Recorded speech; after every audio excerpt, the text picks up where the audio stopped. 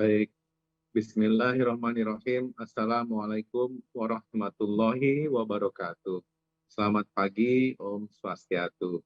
Terima kasih Mas Budi dari posisinya di Yogyakarta. Bapak Ibu semua dari Sabang sampai Merauke, tadi kita lihat di 300 nih baru saja tembus. Ada yang dari Aceh, ada yang dari Tidore, luar biasa sekali. Selamat pagi karena di Jakarta sekarang jam 9 dan kemudian mungkin di Papua sekarang sudah jam 11 menjelang siang. 2 jam ke depan izinkan saya memandu menjadi moderator untuk sesi yang sudah kita tunggu-tunggu ini, yaitu mengenai komite tupoksi, perannya dan kaitannya dengan akreditasi, khususnya adalah dalam bidang keselamatan pasien.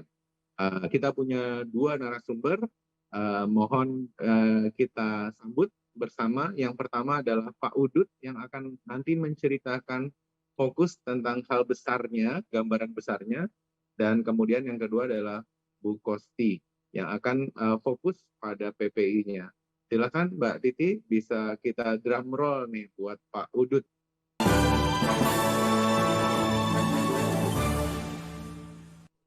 Pak Udut ini dilahirkan di Bandung 79, pendidikannya adalah SH dan kemudian S2 manajemen di rumah sakit, bekerja saat ini sebagai analis hukum ahli muda di RSUPN Rumah Sakit Cipto Mangunkusumo, tempat saya dulu menimba ilmu juga selama 6 tahun, fokus di subkoordinator hukum dan organisasi dan anggota Komite Etik dan Hukum, salah satu dari 6 komite yang dimandatkan dimiliki oleh rumah sakit. Aktivitasnya ada seabrek dan beliau saat ini melakukan Zoom, insya Allah jelas, dari Surabaya ya. Waktu dan tempat kami persilahkan kepada Kang Uud Cahyono, SH Mars CLE CCCLE. Silahkan Kang Uud.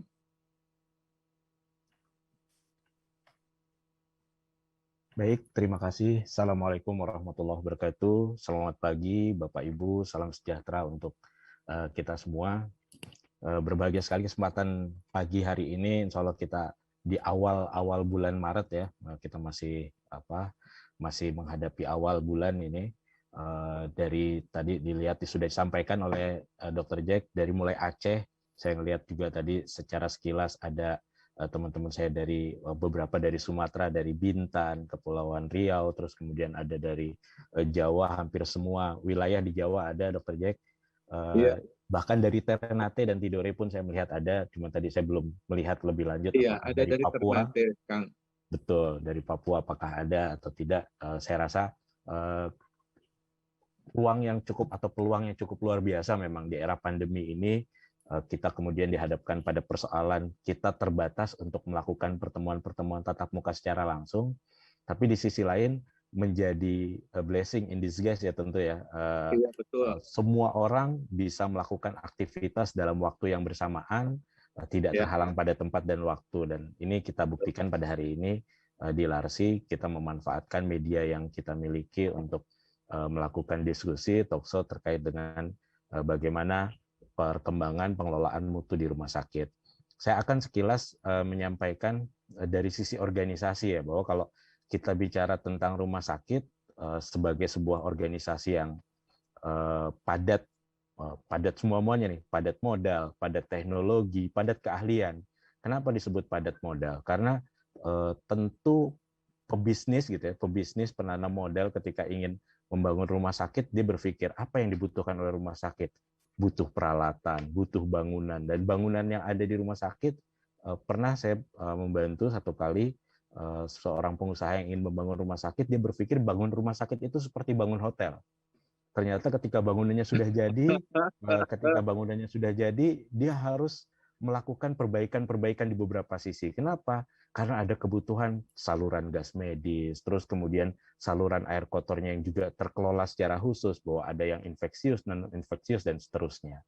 Sehingga kita bilang sejak awal bahwa rumah sakit padat modal. Padat teknologi dari mulai teknologi yang paling rendah, jarum suntik, gitu, sampai teknologi yang paling tinggi sekarang ada MRI 124 Tesla, terus kemudian PET-CT, kedokteran nuklir, yang kita juga sudah mulai terbiasa mendengar itu kalau di kota-kota besar rumah sakit pengen berinvestasi punya alat-alat kedokteran yang luar biasa canggih. Terus kemudian padat keahlian dari mulai di rumah sakit itu dari mulai dosen sampai dengan dokter sub spesialis gitu. Dosen itu apa kalau bahasa kerennya memang kita sebut teman-teman pekarya yang mendorong-dorong pasien itu disebut biasa dosen tuh, Dokter Jack. Dorong-dorong pasien. Dorong pasien dari IGD, tapi mereka kita butuhkan. Kita harus jujur bahwa kita membutuhkan keberadaan mereka yang untuk membantu pasien dimobilisasi dari IGD ke rawat inap, mobilisasi dari rawat inap ke ruang laboratorium, mobilisasi dari kamar operasi ke ruang intensif dan sebagainya. Itu multiprofesi sekali. Belum cleaning service, belum tenaga-tenaga keamanan, security dan seterusnya. Sehingga padat modal, padat teknologi, padat profesi ini adalah satu hal yang harus istilahnya diorkestrasi secara baik. Di mana mengorkestrasinya? Tentu dalam sebuah organisasi yang baik pula. Maka saya akan menyoroti bahwa bagaimana organisasi rumah sakit ini dari satu aspek saja kita bicara tentang menjaga dan meningkatkan mutunya. Ini tadi sudah dibacakan. Baik, saya lanjutkan slide selanjutnya. Nah, karena background saya regulasi hukum, saya akan bicara bahwa bagaimana regulasi memandang tentang organisasi rumah sakit. Dalam Undang-Undang Rumah Sakit, Undang-Undang Nomor 44 tahun 2009, secara nyata, secara tegas dinyatakan bahwa pasal 33 itu menyatakan setiap rumah sakit harus memiliki organisasi yang efektif, efisien, dan akuntabel. Pada ayat 1 menyatakan seperti itu. Lalu kemudian penerjemahannya itulah yang menjadi tantangan tersendiri. Karena ketika di norma undang-undang dinyatakan organisasinya harus efektif, harus efisien, dan harus akuntabel.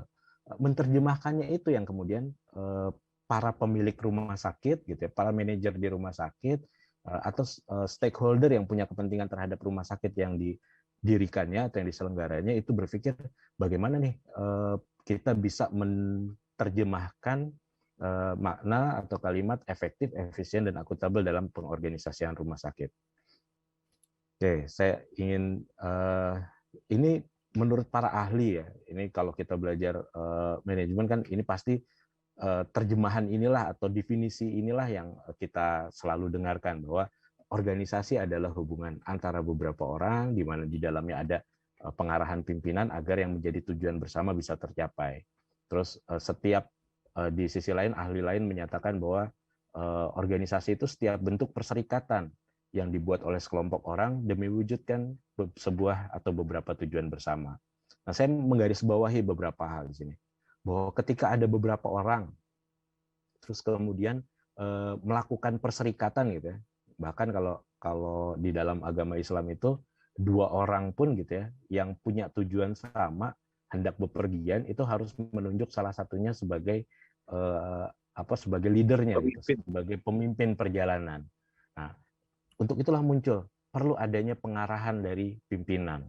Untuk apa? Untuk bisa mewujudkan tujuan bersama. Jadi beberapa frase itu menjadi kata kunci bahwa ketika kita mengumpulkan 2 orang atau lebih dalam suatu kelompok gitu ya, perlu di sana ada leader yang ditunjuk, perlu ada leader yang ditugaskan di dalam kelompok itu yang 2 orang atau lebih tadi, supaya apa? Supaya tujuan-tujuan bersama yang diharapkan dari pembentukan kelompok itu, pengorganisasian itu memang bisa dicapai sesuai dengan target yang diharapkan. Nah ini tadi kata-kata kuncinya adalah beberapa orang, terus kemudian dikelompokkan, perlu ada pengarahan dari pimpinan. Sehingga apa? Tujuan bersamanya bisa tercapai. Nah kalau kita lihat di dalam pasal 33 ayat 2, rumah sakit itu sekurang-kurangnya harus punya ini. Harus ada kepala atau direkturnya. Ini kita paham lah. Kenapa muncul frase ini direktur atau kepala, saya ingat betul karena saya salah satu tim yang ikut membahas undang-undang rumah sakit.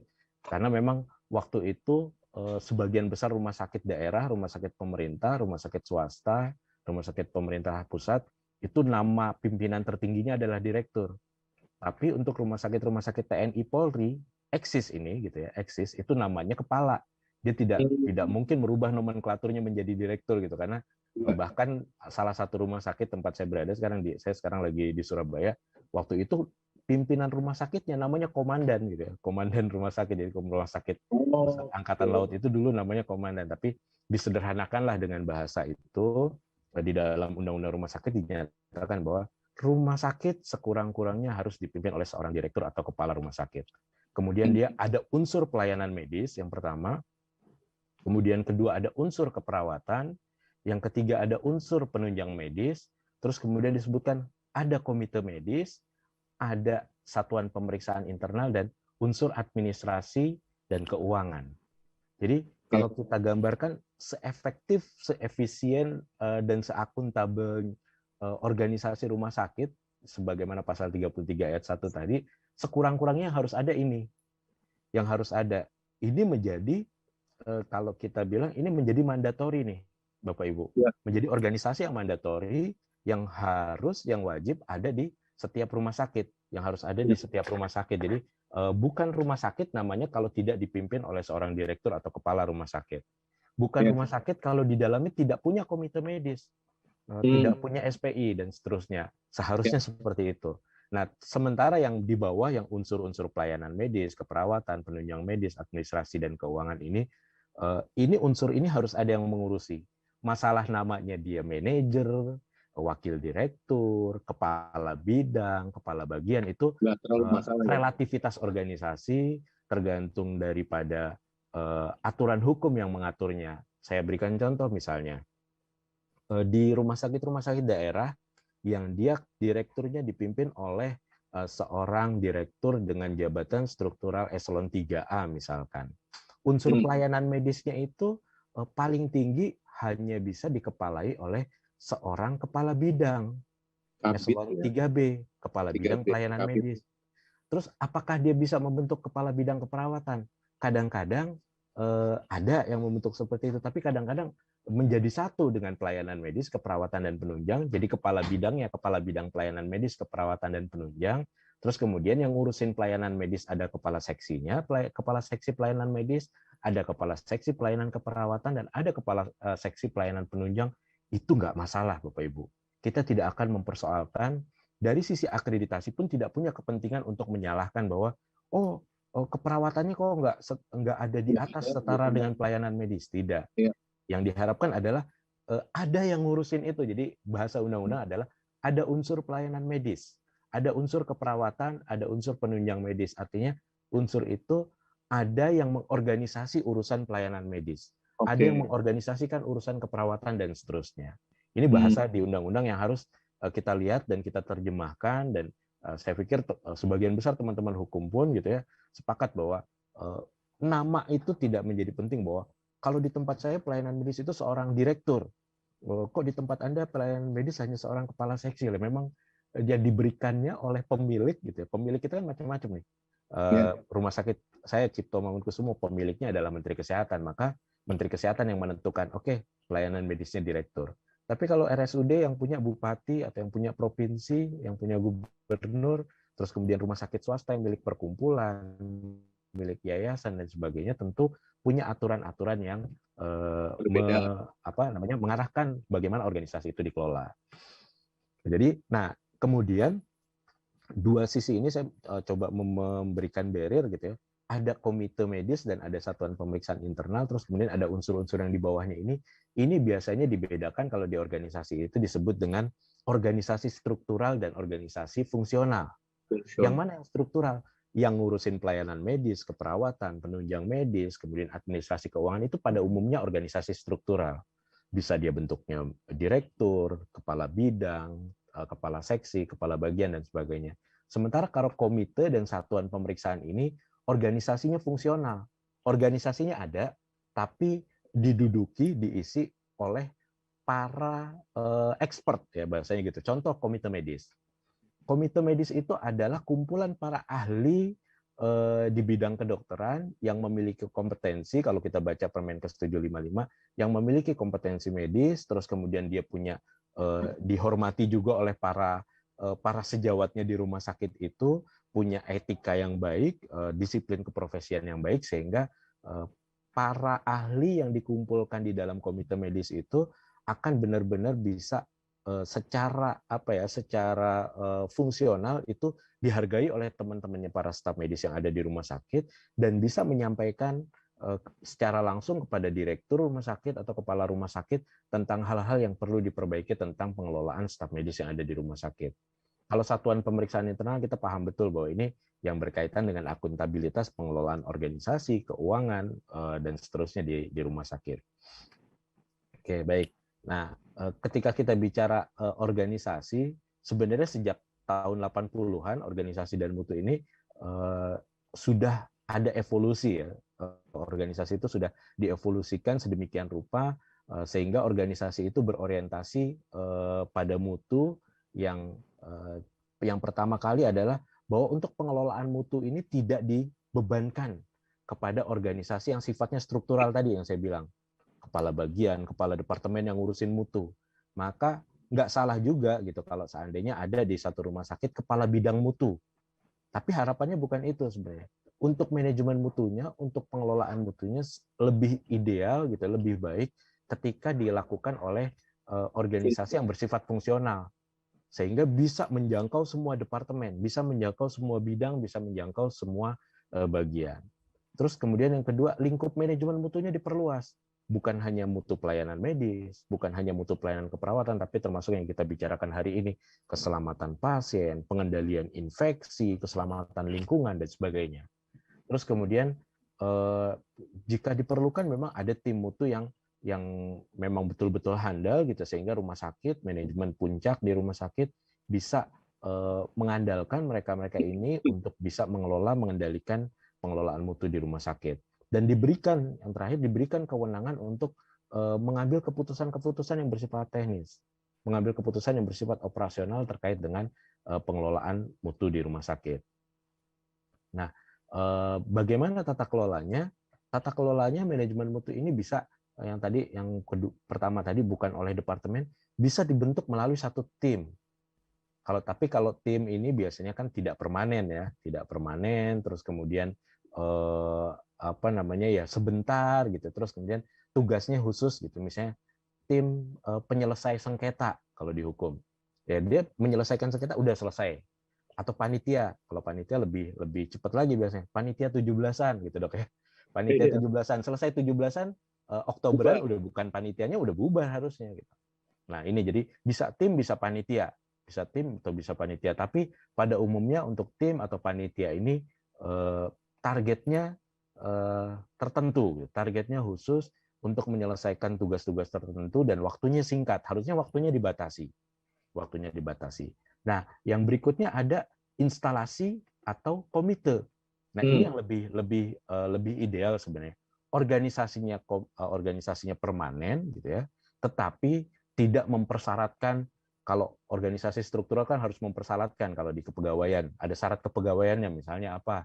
Misalnya kalau pegawai negeri harus golongan 3C, harus masa kerja sekian tahun, grade-nya sekian. Nah, kalau instalasi dan komite ini tidak mempersyaratkan itu, persyaratannya lebih lentur gitu ya, lebih longgar, sehingga orang yang memang dianggap mampu untuk mengelola tugas-tugas terkait dengan mutu ini itu bisa menjalankan tugas-tugasnya. Nah, termasuk komite. Komite itu kan seperti itu. Kalau nomenklatur di Kemenkes itu komite selalu disebutkan ada kumpulan pakar dan dalam kurung ahli. Jadi komite medik itu pakar dan ahli di bidang medik. Komite keperawatan pakar dan ahli di profesi keperawatan yang ada di rumah sakit itu. Nah ini yang kita harapkan, sehingga koordinasi dalam penjaminan mutunya itu satu terkait dengan pengendalian, terus kemudian yang kedua bisa mengkoordinasikan terkait dengan perubahan. Kalau saya gambarkan secara sederhana, jadi tim atau panitia atau instalasi atau komite nantinya ini dalam organisasi rumah sakit itu bisa mendukung kotak-kotak yang berwarna merah, berwarna pink ini, yaitu organisasi yang struktural, ada bidang pelayanan medik, ada bidang keperawatan, bagian keperawatan atau apapun, bagian keuangan termasuk, kalau di sana ada bagian SDM, melaksanakan tugas fungsinya sendiri-sendiri, tapi juga menjalankan program-program mutu yang ditetapkan oleh rumah sakit. Saya ingin berikan gambaran nanti di terakhir bagaimana yang biasa kami lakukan di rumah sakit kami misalnya. Nah, ini Iya, komite-komite yang harus ada di rumah sakit. Kalau kita lihat undang-undang, peraturan pemerintah maupun juga peraturan Menteri Kesehatan, iya, yang mandatori, yang menjadi perintah itu pertama jelas komite medis itu harus ada. Pasal wajib. 33 ayat 2 Undang-Undang 44 tahun 2009. Terus kemudian tidak lama setelah itu muncul peraturan Menteri Kesehatan nomor 49 tahun 2013 yang mengharuskan rumah sakit punya komite keperawatan. Hmm. Nah, itu sehingga komite medis dan komite keperawatan ini sebenarnya punya kepentingan yang sama di rumah sakit untuk apa? Untuk Hmm. mengendalikan mutu tenaga medis dan tenaga keperawatan, untuk memastikan bahwa tenaga medis atau tenaga keperawatan itu kompeten melalui proses kredensial, rekredensial, dan sebagainya. Terus kemudian yang ketiga, untuk memastikan bahwa tenaga medis, tenaga keperawatan yang ada di rumah sakit menjalankan profesinya sesuai dengan disiplin, dan kaidah-kaidah etik yang ada. Nah, itu Ya, jadi 3 poin ini, mutu, disiplin, butuh etika, dan disiplin, juga kompetensi etika. ini terjaga dengan adanya komite medis, komite keperawatan. Bagi tenaga medis tentu komite medis, bagi tenaga keperawatan komite keperawatan. Pertanyaannya, kalau tenaga kesehatan lain gimana? Kan ada Ya, tenaga fisioterapis, ada tenaga radiologi. radiografer gitu. Terus kemudian ada analis laboratorium. Nah, ini Hmm. kembalikan kepada kemampuan rumah sakit untuk mengelola itu. Kalau rumah sakit yang sumber dayanya terbatas, organisasinya juga dibatasi, tidak boleh besar-besar, ya sudah, itu menjadi kewajibannya bagian SDM untuk kaitannya dengan kredensialingnya, kaitannya dengan mutu dan disiplin juga dilakukan oleh bagian SDM kalau ada pelanggaran mutu disiplin, tapi kaitannya dengan mutunya, peningkatan mutunya dilakukan bersama-sama dengan bidang yang mengurusi penunjang medik, biasanya seperti itu. Tapi sekali lagi, kemampuan rumah sakit untuk mengidentifikasi kebutuhan organisasi apa yang dibutuhkan oleh rumah sakit, menyesuaikan kemampuan anggaran, terus kemudian menyesuaikan regulasi yang dimiliki oleh rumah sakit tadi, bagaimana regulasi Pemda, bagaimana regulasi yayasan atau aturan-aturan PT-nya sehingga longgar atau tidak untuk membuat organisasi, termasuk ada atau tidak SDM yang akan berada di dalam organisasi tersebut. Terus kemudian Ya, yang ketiga, saya lanjutkan, ada komite koordinasi pendidikan. Komite komfortik. koordinasi pendidikan ini menjadi kewajiban bagi rumah sakit yang ditetapkan sebagai rumah sakit pendidikan. Sebagaimana diatur di dalam PP 93 tahun 2015 bahwa rumah sakit itu dapat menjadi rumah sakit pendidikan ketika memenuhi syarat dan ketentuan tertentu, dan ketika menjadi rumah sakit pendidikan maka dibentuklah satu komite koordinasi pendidikan. Terus kemudian ada yang belum lama juga komite etik dan hukum. Tapi ini juga mandatnya menjadi lebih lentur karena dapat dibentuk komite etik dan hukum. Tapi aturan hukumnya sudah ada. Peraturan Menteri Kesehatan nomor 42 tahun 2018 menyarankan atau menganjurkan rumah sakit memiliki komite etik dan hukum. Sebagai apa? Sebagai pengawal etika dan hukum tentunya di dalam rumah sakit. Dengan cara apa komite etik hukum itu bekerja? Dengan membentuk code of conduct. Code of conduct itu apa sih? Pedoman perilaku, panduan etik Pedoman. di rumah sakit, dan sebagainya. Hmm. Permasalahan ke depan, permasalahan etik maupun hukum di rumah sakit itu akan semakin besar. Akan semakin besar dengan apa? Dengan adanya pemahaman hukum pasien atau masyarakat yang semakin meningkat, media komunikasi, informasi yang sangat terbuka itu membuat tantangan tersendiri, tantangan baru bagi rumah sakit, bahwa rumah sakit juga harus memperkuat aspek etika dan aspek hukumnya di rumah sakit, sehingga disarankanlah di dalam Permenkes 42 2018 ini rumah sakit memiliki komite etik dan hukum. Terus kemudian yang kelima, bahwa rumah sakit diwajibkan membentuk komite mutu. Nah, ini yang berkaitan dengan tema kita hari ini, bagaimana komite mutu ini punya andil besar tentunya ketika judulnya saja sudah komite mutu. Andilnya sangat besar untuk menjaga, mengawal mutu di rumah sakit.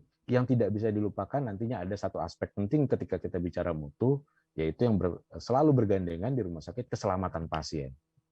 Jadi komite mutu ini ditetapkan dengan peraturan Menteri Kesehatan tahun 2020, belum genap 2 tahun ya, baru 1 tahun lebih sedikit, melalui peraturan Menteri Kesehatan nomor 80 tahun 2020. Jadi di PMK 80 tentang Komite Mutu ini memang dinyatakan bahwa Komite Mutu adalah organisasi non struktural yang membantu kepala atau direktur rumah sakit dalam mengelola dan memandu program peningkatan mutu. Jadi kalimat kedua, frase kedua yang saya garis bawahi, membantu kepala atau direktur rumah sakit ini menjadi penting. Kenapa? Supaya directly aksesnya si komite ini memang bisa mendirect langsung ke direktur gitu ya. Oke, mohon maaf. Nah ini tadi semua unsur ini kan sudah bekerja berjalan. Nah harapannya komite mutu ini memang bisa direct ke direktur, juga direct ke orang-orang yang mengurusi pelayanan medis, keperawatan penunjang, bahkan direct ke unsur-unsur organisasi yang lebih kecil di dalamnya. Jadi kalau di pelayanan medis misalnya ada seksi pelayanan medis rawat inap, seksi pelayanan medis rawat jalan, seksi pelayanan medis gawat darurat, seksi pelayanan keperawatan rawat inap dan seterusnya, si komite mutu ini bisa menjangkau ke semua leading organisasi yang ada di rumah sakit. Nah, tadi saya ingin berikan contoh misalnya, kalau di tempat saya ada komite mutu itu bukan punya kepanjangan tangan, tapi komite mutu itu memang meminta kepada direktur agar di semua unit nih, di pelayanan medis, di keperawatan, di penunjang medis, di bagian keuangan, bagian SDM dan sebagainya, itu punya penanggung jawab mutu.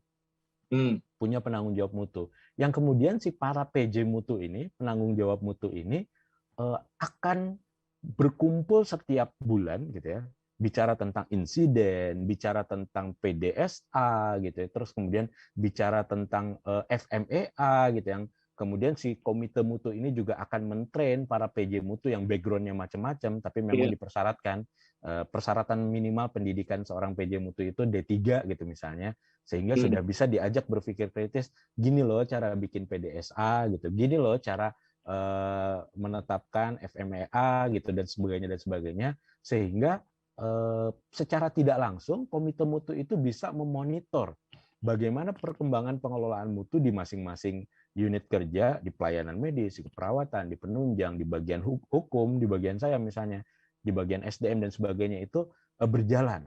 Dengan apa? Dengan tadi pertemuan rutin tiap bulan, grupnya juga aktif. Kalau sekarang kan kita menggunakan berbagai media, tidak hanya mailing list saja, tapi WA lebih sehari-hari dilihat. Iya, betul. Itu terpantau gitu. Walaupun memang di awal pasti yang diukur adalah sesuai dengan KPI, sesuai dengan target kerja masing-masing unit. Tapi dalam perjalanannya komite mutu ini sangat membantu para staf yang ada di masing-masing unit yang menjadi PJ mutu itu untuk sangat memahami, menjadi expert ya, kalau bisa dibilang menjadi sangat menguasai bagaimana cara membuat PDSA, bagaimana cara melakukan PDSA, bagaimana cara membuat FMEA dan seterusnya, itu yang secara rutin karena terus-menerus dicekokin itu terus, didoktrinasi terus-menerus dan seterusnya. Nah, ini yang kita harapkan. Jadi di sisi lain nih, kadang-kadang kan kalau ada laporan tiba-tiba dalam satu forum besar, direktur bilang, kok itu bagian saya misalnya bagian hukum, kok itu bagian hukum belum mengumpulkan resiko di unit kerjanya ya. Loh, dari mana daftar itu ada? Daftar itu diberikan oleh komite mutu kepada direktur. Itulah yang terjadi. Jadi saya bilang tadi, komite itu punya akses langsung kepada direktur. Membisikkan yang baik-baik kepada direktur, termasuk juga membisikkan direktur, itu loh unit yang itu dari kemarin nggak ngumpul-ngumpulin tuh, belum menyelesaikan tugasnya. Dan itu akan disampaikan menjadi tidak enak. Kalau secara ini kan, secara psikologis, para kepala-kepala unit ini menjadi tergesa-gesa untuk menyelesaikan tugas-tugasnya, kewajiban-kewajiban yang berkaitan dengan mutu, gitu, berkaitan dengan mutu. Nah inilah peran komite seharusnya bisa seperti itu. Aksesnya kepada pimpinan cukup dekat, gitu, kepada direktur langsung, gitu. Terus kemudian akses dia kepada unit-unit kerja juga harus berjalan dengan baik, sehingga memang apa yang diharapkan dari manajemen mutu di rumah sakit yang diserahkan kepada para expert yang ada di komite mutu itu bisa berjalan dengan baik. Nah, masalah metode, masalah tools yang akan digunakan ini kan bisa berbagai macam ya, menggunakan Kaizen, Zero Defect, Six Sigma, atau berbagai macam tools baru yang dari sisi manajemen ya, metode yang dikembangkan para ahli-ahli manajemen ini bisa digunakan, bahkan bisa dikombinasikan sebenarnya, bisa dikombinasikan oleh tim rumah sakit. Barangkali itu Bapak Ibu. Jadi saya ingin menjelaskan bahwa organisasi rumah sakit ya seharusnya memang bisa menjawab kebutuhan efektif, efisien, dan akuntabel tadi. Tapi di sisi lain juga mana yang harus ada dan mana yang paling strategis untuk mengembangkan kepentingan kita terkait dengan peningkatan mutu itu juga memang harus diakomodir gitu, harus diakomodir.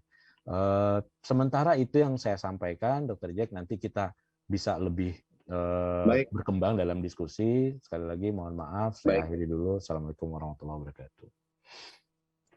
Waalaikumsalam warahmatullahi wabarakatuh. Menarik sekali ya, dan kalau saya lihat dari pertanyaan-pertanyaannya itu sangat aplikatif ya, mengenai rangkap jabatan struktural dan fungsional. Ada yang subkomite etik misalnya di keperawatan, bedanya dengan yang komite etik di atasnya, tupoksinya bagaimana. Nah dok, ini pas waktunya 45 menit, pertanyaan sudah banyak. Ini sambil kita mulai ke narasumber yang kedua ya itu Bu Kosti ngomongin mengenai masalah PPI. Diharapkan dokter bisa mulai melihat ya daftar-daftar pertanyaan di chat dan mungkin mulai menjawab.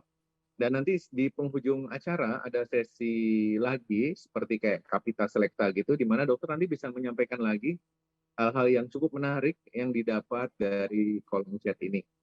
Namun sebelumnya kita ucapkan terima kasih ya kepada Kang Uut untuk sesinya yang luar biasa pada saat ini.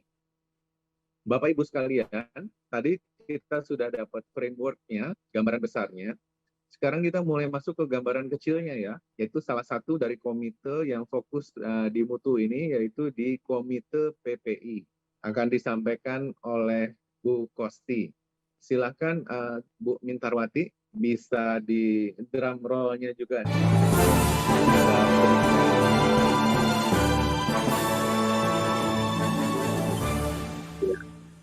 Jadi Bunda Kosti Panjaitan, CVRN, SKM, dilahirkan di Bandung 4 Desember 79, pendidikan terakhir S2 Manajemen Rumah Sakit, sama institusinya dengan Kang Uut di RSUPN Cipto Mangunkusumo, analis hukum muda, dan pengalaman organisasi dan pengalaman-pengalamannya bisa dibacakan.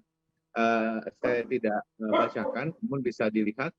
Mari kita dengarkan dan kita sambut Bunda Kosti Panjaitan. Waktu dan tempat kami serahkan sekitar 20 sampai 25 menit ya Bu, supaya ada cukup waktu untuk kita nanti berdiskusi dan tanya jawab. Silahkan Ibu Bunda Kosti memulai, waktu dan tempat kami serahkan. Baik, terima kasih kepada Pak Jack yang sudah memperkenalkan saya, memberikan waktu dan tempat. Mungkin ada koreksi sedikit Pak, itu kayaknya isinya berbeda dengan CV saya. Terima kasih Pak Jack. Oh ya Bu, silakan Bu dikoreksi atas Bu. waktu dan tempatnya. Ya, nggak apa-apa. Bapak Ibu, semua yang saya hormati, selamat pagi. Salam sejahtera buat kita semua. Pertama-tama, izinkanlah saya berucap syukur kepada Tuhan Yang Maha Kuasa, karena atas segala berkat kasih karunia Tuhan. Tuhanlah saya bisa berada di tengah Bapak Ibu saat ini. Sungguh luar biasa di hari cerah pagi indah ini, kita masih bisa bertemu. Ya, karena kehidupan kita ini adalah kena anugerah Tuhan. Kita tahu banyak orang pagi hari sudah tidak bangun lagi. Kalau kita tadi pagi masih bisa bangun, kita bersyukur, bersyukur, bersyukur. Bukan bersungut, bersungut, bersungut. Itu adalah hal dua yang berbeda. Hebat Bunda. Baik, izinkan saya share screen. Silahkan untuk Bunda. Materi saya Pak Jack. Ya, terima kasih. Materi yang akan saya sampaikan adalah tentang, tadi Pak Uut menyampaikan tentang komite. Tidak ada komite PPI gitu. Dan ini juga dulu kita perdebatkan di Kemenkes. Nggak apa-apa, ini kan ada PMK-nya gitu. Ini ada PMK-nya di nomor 27 tahun 2017 gitu. Jadi nggak usah meragukan lagi gitu ya Pak Jack ya, bahwa memang ini adalah suatu mutu layanan kita bagaimana supaya baik. Salah satunya adalah PPI seperti itu ya. Jadi ada pun judul saya, materi yang disampaikan pada saya, optimalisasi Komite Pencegahan dan Penanganan Infeksi di rumah sakit dalam meningkatkan mutu dan keselamatan pasien. Mutu dan keselamatan pasien.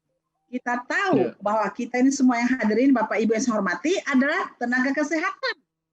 Di mana kita datang ke rumah sakit bukan untuk mencari uang ke sana, karena di rumah sakit tidak ada uang ada di bank. Tapi kita memberikan pelayanan kepada pasien sesuai dengan janji kita ketika kita disumpah menjadi tenaga kesehatan. Jadi mohon jangan lupa sumpah kita. Ya, bagaimana sumpah kita untuk bagaimana supaya pasien itu terjamin mutunya. Demikian Pak Jack. Betul. Baik. Ini adalah CV saya, tadi agak berbeda ya. Mungkin izinkan saya membacakan, Bu. Izinkan saya membacakan tugas saya ini, Bu. Oh iya, silakan Pak. Bapak membacakan yang singkat padat.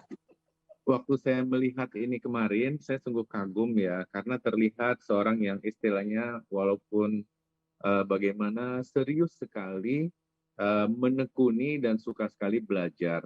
Kalau dilihat di sebelah kiri itu inisiator pelatihan, mungkin nggak saya bacakan, tapi dari track recordnya ya, berarti sudah 17 tahun itu PPI dasar di Perdalin, kemudian yang lanjut, kemudian PCN dengan Persi, dan kemudian termasuk founder juga untuk HIPI ya Bu, 2006. Siap, terima kasih. Siap. Kemudian dari pekerjaannya juga terkait dengan infection prevention dan control ya, IPC. Ikut juga aktif di Kemenkes, di profesi juga, Perdalin, Persi, dan seterusnya. Pendidikannya ini kalibernya bukan kaliber lokal atau nasional, tapi kelihatannya sudah masuk di regional ini ya Bu ya. Siap, makasih. Disebutkan, tapi sudah kemana-mana ini. Dan kemudian juga ini pengalaman di Australia, Hong Kong, Vietnam, dan seterusnya. Dan juga suka menulis buku. Jadi waktu kemarin saya melihat ini, saya bilang, wah saya beruntung sekali nih bisa belajar gratis nih sebagai moderator. Karena kami juga di Rumah Sakit Islam Cempaka Putih, nanti bulan Juni juga akan melakukan reakreditasi, Bu. Jadi semoga menjadi keberkahan buat Ibu ya, karena bisa sharing ilmunya dan pengalamannya buat kita semua. Silahkan Bu, Kosti. Silahkan. Amin. Terima kasih Pak Jack. Saya mau kasih komentar. Buat apalah sederetan gelar pendidikan tinggi, tapi tidak bermanfaat buat orang lain. Nothing itu gelar, nothing itu pendidikan. Ya, tapi Bu, apapun pendidikan kita, apapun profesi kita, yang penting kita bermanfaat bagi sesama. Karena hidup ini adalah sesaat. Gunakanlah hidup kita ini untuk bermanfaat bagi orang lain. Terima kasih Pak. Ibu, saya mau berkomentar juga, Bu. Pak.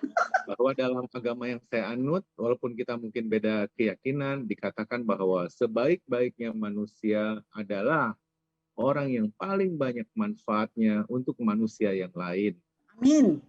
Jadi, terima kasih, Bu, untuk sharingnya, dan mari kita dengarkan ilmu dan sharingnya, Bu. Amin, luar biasa, Kak Jack. Terima kasih. Kita sama. Oke, outline yang akan saya sampaikan tentang overview patient safety, kemudian ada pendahuluan, pencegahan infeksi, program PPI, peran dan fungsi komite PPI, serta kesimpulan. Waktu yang saya sampaikan adalah dalam tempo 20 menit.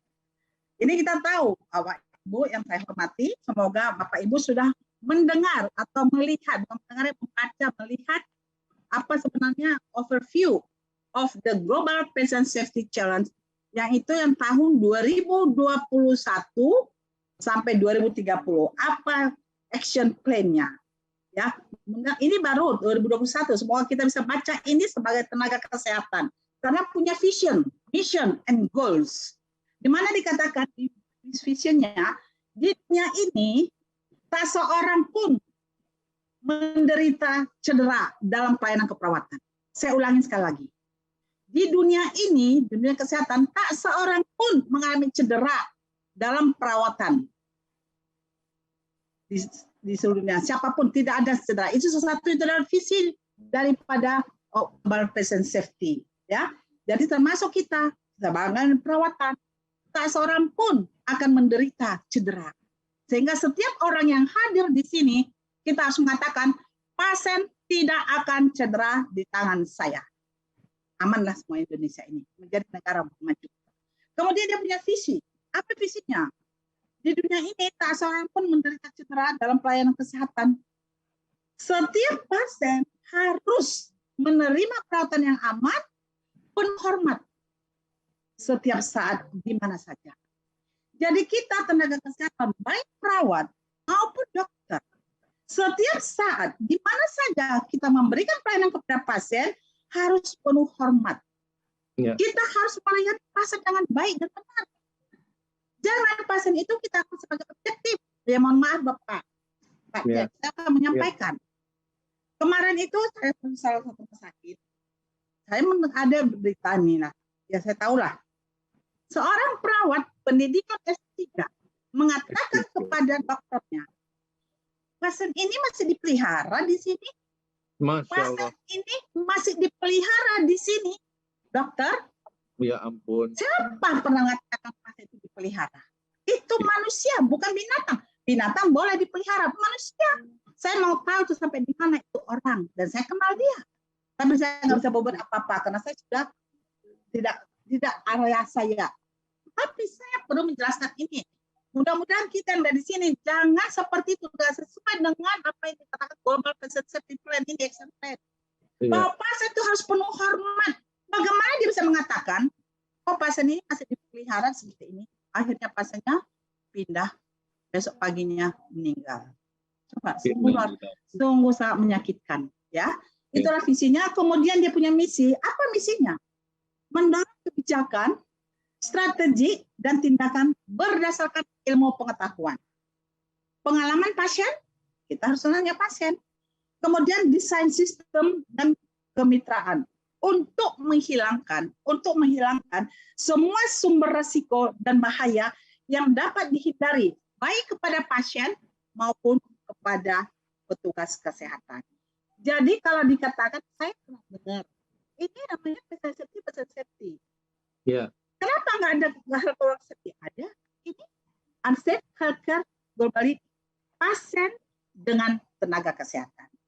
Oke, jadi slide ini mengatakan kepada kita bahwa kita harus penuh hormat pada pasien. Karena pasien itu tidak boleh cedera, sehingga setiap orang yang ada di saat ini di sini, kata kepada diri sendiri, pasien tidak akan cedera di tangan saya. Terima kasih. Semoga itu bisa diterima. Kemudian agak sedikit apa ya Pak ya? Mana lah ya? Falsafah ini Bu, ini fundamental. Oke. Ini rumah sakit tempat kita bekerja. Tadi sudah disampaikan ada undang-undang rumah sakit. Mohon buat kita, mari kita baca Undang-Undang Nomor 34 Tahun 2009 dan Undang-Undang Nomor 36 Tahun 2009. Undang-Undang Nomor 44 tentang rumah sakit tadi sudah disampaikan sama Pak Uud. Bagaimana rumah sakit itu? Kalau saya dari segi pelayanannya, bahwa di pasal 6 dikatakan memberikan perlindungan kepada rumah sakit, organisasi memberikan pelayanan ya secara profesional bertanggung jawab. Profesional bertanggung jawab. Jadi kita semua tenaga kesehatan, perawat, dokter harus profesional dan bertanggung jawab. Seperti itu. Ya, sehingga rumah sakit itu adalah institusi, di rumah sakit ini adalah institusi pelayanan. Institusi pelayanan yang memberikan pelayanan kepada pasien. Tadi saya bilang, seorang perawat ini harus mengatakan, pasien itu tidak akan cedera di tangan saya. Tidak akan cedera di tangan saya. Gitu. Jadi kita memberikan pelayanan yang paripurna. Ya. Meliputi apa? Promotif, preventif, kuratif, rehabilitatif, yang meliputi terdiri dari biopsikososio-spiritual. Biopsikososio-spiritual. Jangan lupa kita, baik perawat maupun dokter. Ya. Dikatakan di sana setiap orang di dalam Undang-Undang Nomor 36, setiap orang mempunyai hak memperoleh pelayanan kesehatan aman, bermutu, dan bertanggung jawab. Sesuai dengan apa yang dikatakan oleh Global Patient Safety tadi. Ya. Bertanggung jawab, bermutu, aman, bermutu, dan bertanggung jawab. Bertanggung jawab pada siapa? Bertanggung jawab kepada pasien, bertanggung jawab pada rumah sakit, bertanggung jawab pada pemerintah, bertanggung jawab pada Tuhan Sang Pencipta. Iya, Bu. Betul Pak Jack? Betul. Tuhan menciptakan manusia itu punya maksud dan tujuan. Jadi kita hati-hati tenaga kesehatan. Kalau kita tidak memang punya minat, tidak punya hati, tidak punya passion melayani pasien, move on. Jangan menjadi melayani pasien. Jadilah pedagang di luar sana. Jadilah di bagian departemen. Kasihan pasien dirawat oleh perawat sama dokter seperti yang tadi. Yang tidak punya hati. Kasihan pasien itu. Anggap bagaimana kalau pasien kita seperti itu. Ya. kemudian dalam undang-undang ini tercetuskan bahwa supaya pasien itu aman dan nyaman, maka diadakanlah pencegahan dan pengendalian infeksi. Karena ini adalah juga bagian dari patient safety global, sasaran keselamatan pasien. Kita tahu sasaran keselamatan ada 6. Poin kelima adalah mengurangi risiko HAIS dengan melaksanakan pencegahan dan pengendalian infeksi. Ya. Dan ini sudah ada tertuang di PMK nomor 27 tahun 2017, di mana di sana dibentuk adanya satu komite PPI. Di mana komite PPI itu sebenarnya harus terjun ke lapangan. Setiap bulan datang ke ruangan, rapat. Pernahkah komite PPI rapat sebulan? Pernahkah datang ke ruangan? Itu yang perlu kita tanyakan nanti kalau ada nanti akreditasi. Ya. Supaya bekerjakah komite PPI-nya? Jangan saja ada SK saja. Ada SK segala macam, komitenya berjual-jual, banyaknya soal modal, lebih dari 30 orang, tapi tidak bekerja. Tidak bekerja. Buat apa? Buat apa itu SK? Enggak perlu. Dan pilihlah orang kota komite yang punya minat dan punya hati. Orang banyak punya hati, punya hati, tapi nggak punya hati. Hati, your vision, your heart, nggak punya. Jadi mari kita pilih orang komite PPI yang punya hati dan heart, seperti itu. Begitu ya Pak Jack. Terima kasih. Bagus sekali, Bu. Ya. Kemudian biar kita menyadari apa pentingnya nanti dalam akreditasi, saya katakan PPI itu bukan karena akreditasi, bukan. Tapi harus akreditasi rumah sakit. Kalau tidak semua gue. Sementara ada pun akreditasi semua gue, akreditasi itu hanya sebatas untuk ya setelah selesai akreditasi kembali ke back to basic. Saya pernah dalam suatu rumah sakit. Ini rumah sakit dulu lulus paripurna. Iya, paripurna. Bisa paripurna begini. Pasien di UGD nggak dimandiin 3 hari, nggak ganti baju 3 hari di UGD. Aduh, punya hati nggak ini semua praktis ini? Mohon maaf, saya bilang saya dari Kemenkes, saya punya kewenangan. Bagaimana kalau pasien 3 hari tidak dimandikan? Karena ada di UGD, walaupun dia di UGD tidak dimandikan. Saya tanya sama istrinya, Ibu, jadi Bapak ini gimana mau di lab? Saya seka aja, seka itu ternyata di lab, seka. Pakai apa Bu? Pakai lap tangannya, ada punya serbet. Menangis hati saya melihat seperti itu. Beginikah rumah sakit sudah paripurna? Paripurna kayak begitu ya, Bu? Sangat sedih seperti itu. Ya, jadi itu mudah-mudahan nanti ke depan sesudah ada 6 lembaga akreditasi itu tidak akan terjadi lagi. Salah satunya lembaga LARSI ini, ya mudah-mudahan tidak seperti itu. LARSI tidak boleh seperti itu. Ya, ini komite PPI sudah dibentuk sejak 2007. Komite PPI ini selama ini seperti sebagai kebutuhan untuk akreditasi saja. Kenapa saya katakan begitu? Saya tanya, saya pergi ke lapangan. Ada komite PPI-nya? Ada. Udah pernah rapat? Belum. Terus kemana nih ada? Dibuat-buat. Ngarang. Jadi tanda tangannya sekali tanda tangan. Terus nanti rapatnya ngarang.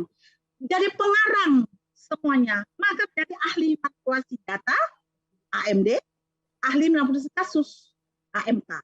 Itu yang terjadi. Jadi cepat nggak boleh seperti itu. Kemudian banyak IPC mengeluh tentang IPCD. Katanya IPCD nggak paham, IPCD nggak ngerti, IPCD tidak mau tahu. Saya bilang kalau IPCD mau tahu, ganti. Ngapain dipelihara? Itu boleh, ngapain dipertahankan? Kalau IPCD tidak mau. Kemudian dari sana adalah beberapa dokter ikut pelatihan IPCN pada kami. Saya bilang, awalnya dia nggak ngaku kalau dia dokter. Tapi lama-kelamaan tahu, oh dokter, apa dokter kami? Dokter ada sertifikat IPCD. Oh nggak apa-apa Bu, yang penting saya tahu ngapain sih kerjanya IPCN itu. Gitu. Akhirnya saya buat inisiator PPI tahun 2016. Itulah dasarnya. Kenapa saya bikin IPCD tahun 2016? Saya dipertanya pada waktu itu dok, kenapa Kosti sebagai seorang perawat mengadakan itu? Terus akhirnya dilihat saya bahwa saya PPI sejak tahun 1999 terus bikin pelatihan. Akhirnya oleh ID boleh diperbolehkan karena saya pun waktu itu sudah S3. Jadi boleh silakan. Akhirnya terciptalah pelatihan IPCD itu. Ketika kami bikin pelatihan IPCD awalnya memang betul Pak Jack. Ternyata pengetahuannya di bawah nilainya di bawah 60% itu 90%.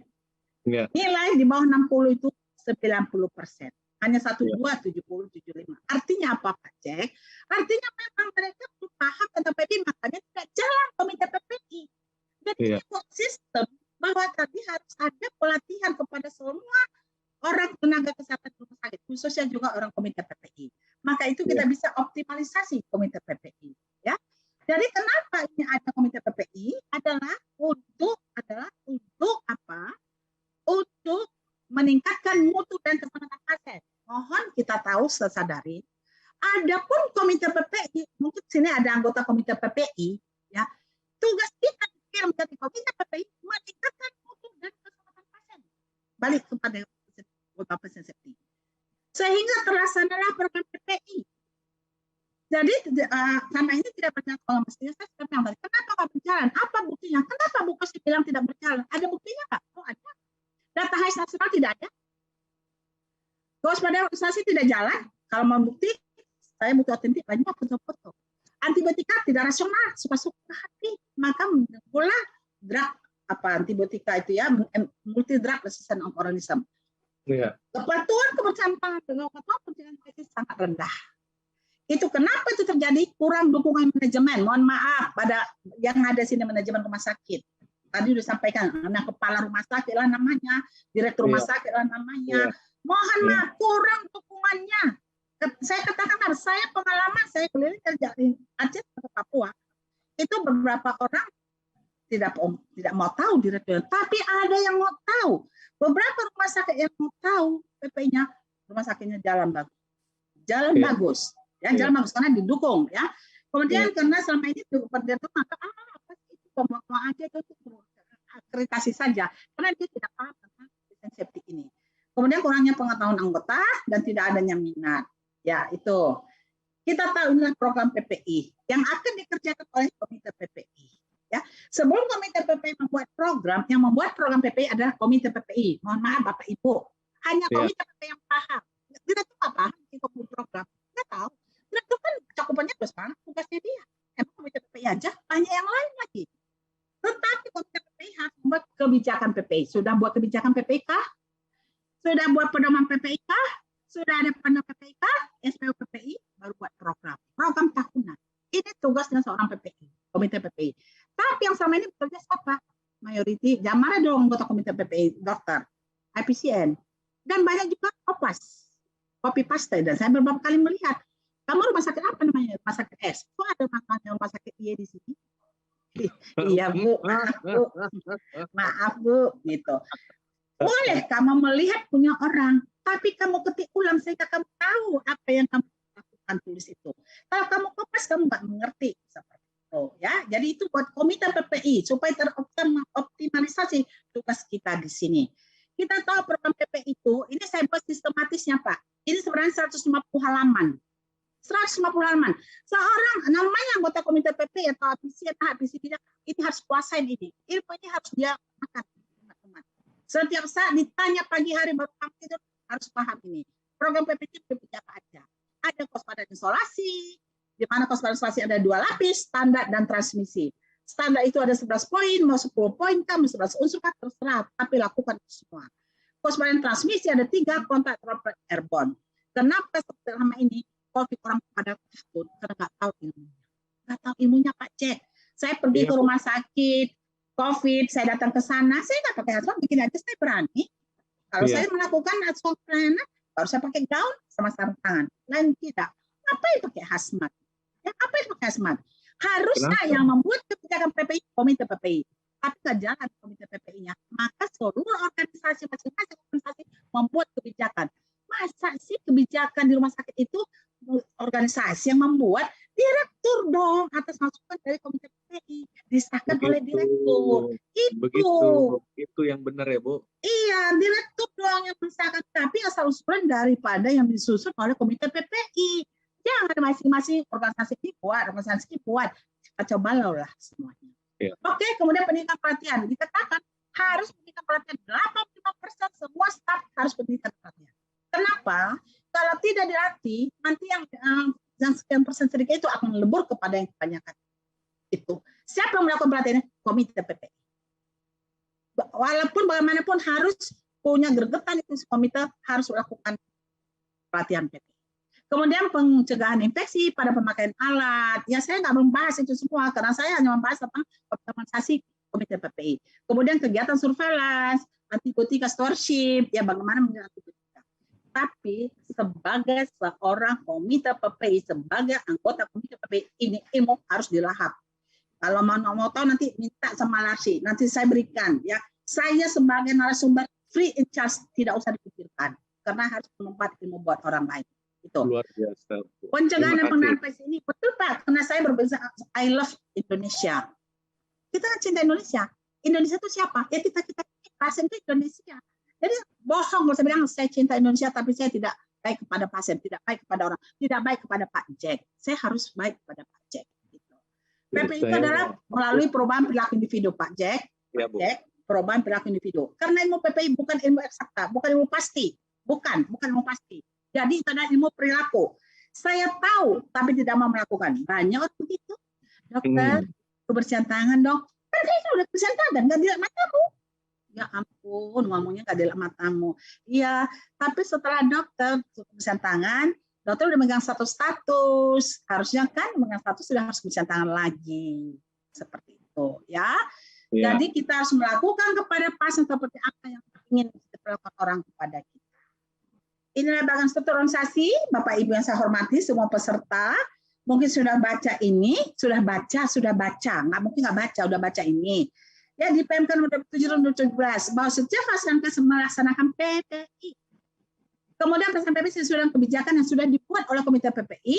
Direktur membentuk Komite PPI dengan SK. Komite PPI melakukan uraian tugas. Setiap rumah sakit memiliki tenaga khusus pembantu dalam pelaksanaan PPI. Ada khusus. Selama ini disebut IPCN.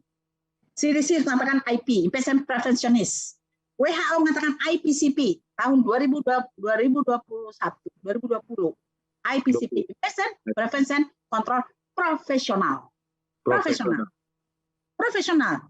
Karena dia tidak melakukan ASKEP, nanti kita lihat. Oke? Baik. Tugas daripada komite. Kita sampai ke intinya, ya. Apa sih tugasnya daripada komite PPI ini sebagai seorang pimpinan, direktur, kepala rumah sakit, tak? Jangan tidak mau tahu. Kami dulu mengundang para direktur, Pak Jack dari Kemenkes. Semua direktur kami undang, karena nggak jalan-jalan PPI atas hasil dari kami punya biotek. Diundanglah. Yang datang siapa? Yang datang perwakilan wakil. Yang datang perwakilan-perwakilannya, kurcaci-kurcacinya, yang notabene tidak punya kewenangan. Datang pada waktu pembukaan, rame, di tengah habis isoman, nggak ada lagi orang. Rupanya pergi semua pajak ke ke Pasar Baru lah, ke mana Sarina lah, kemana lah, seperti itu. Jalan-jalan lah dia dari daerah sana. Uang negara habis karena dikasih oleh pemerintah kan uang jalan, dikasih uang jalan, tidak punya tanggung jawab pribadi.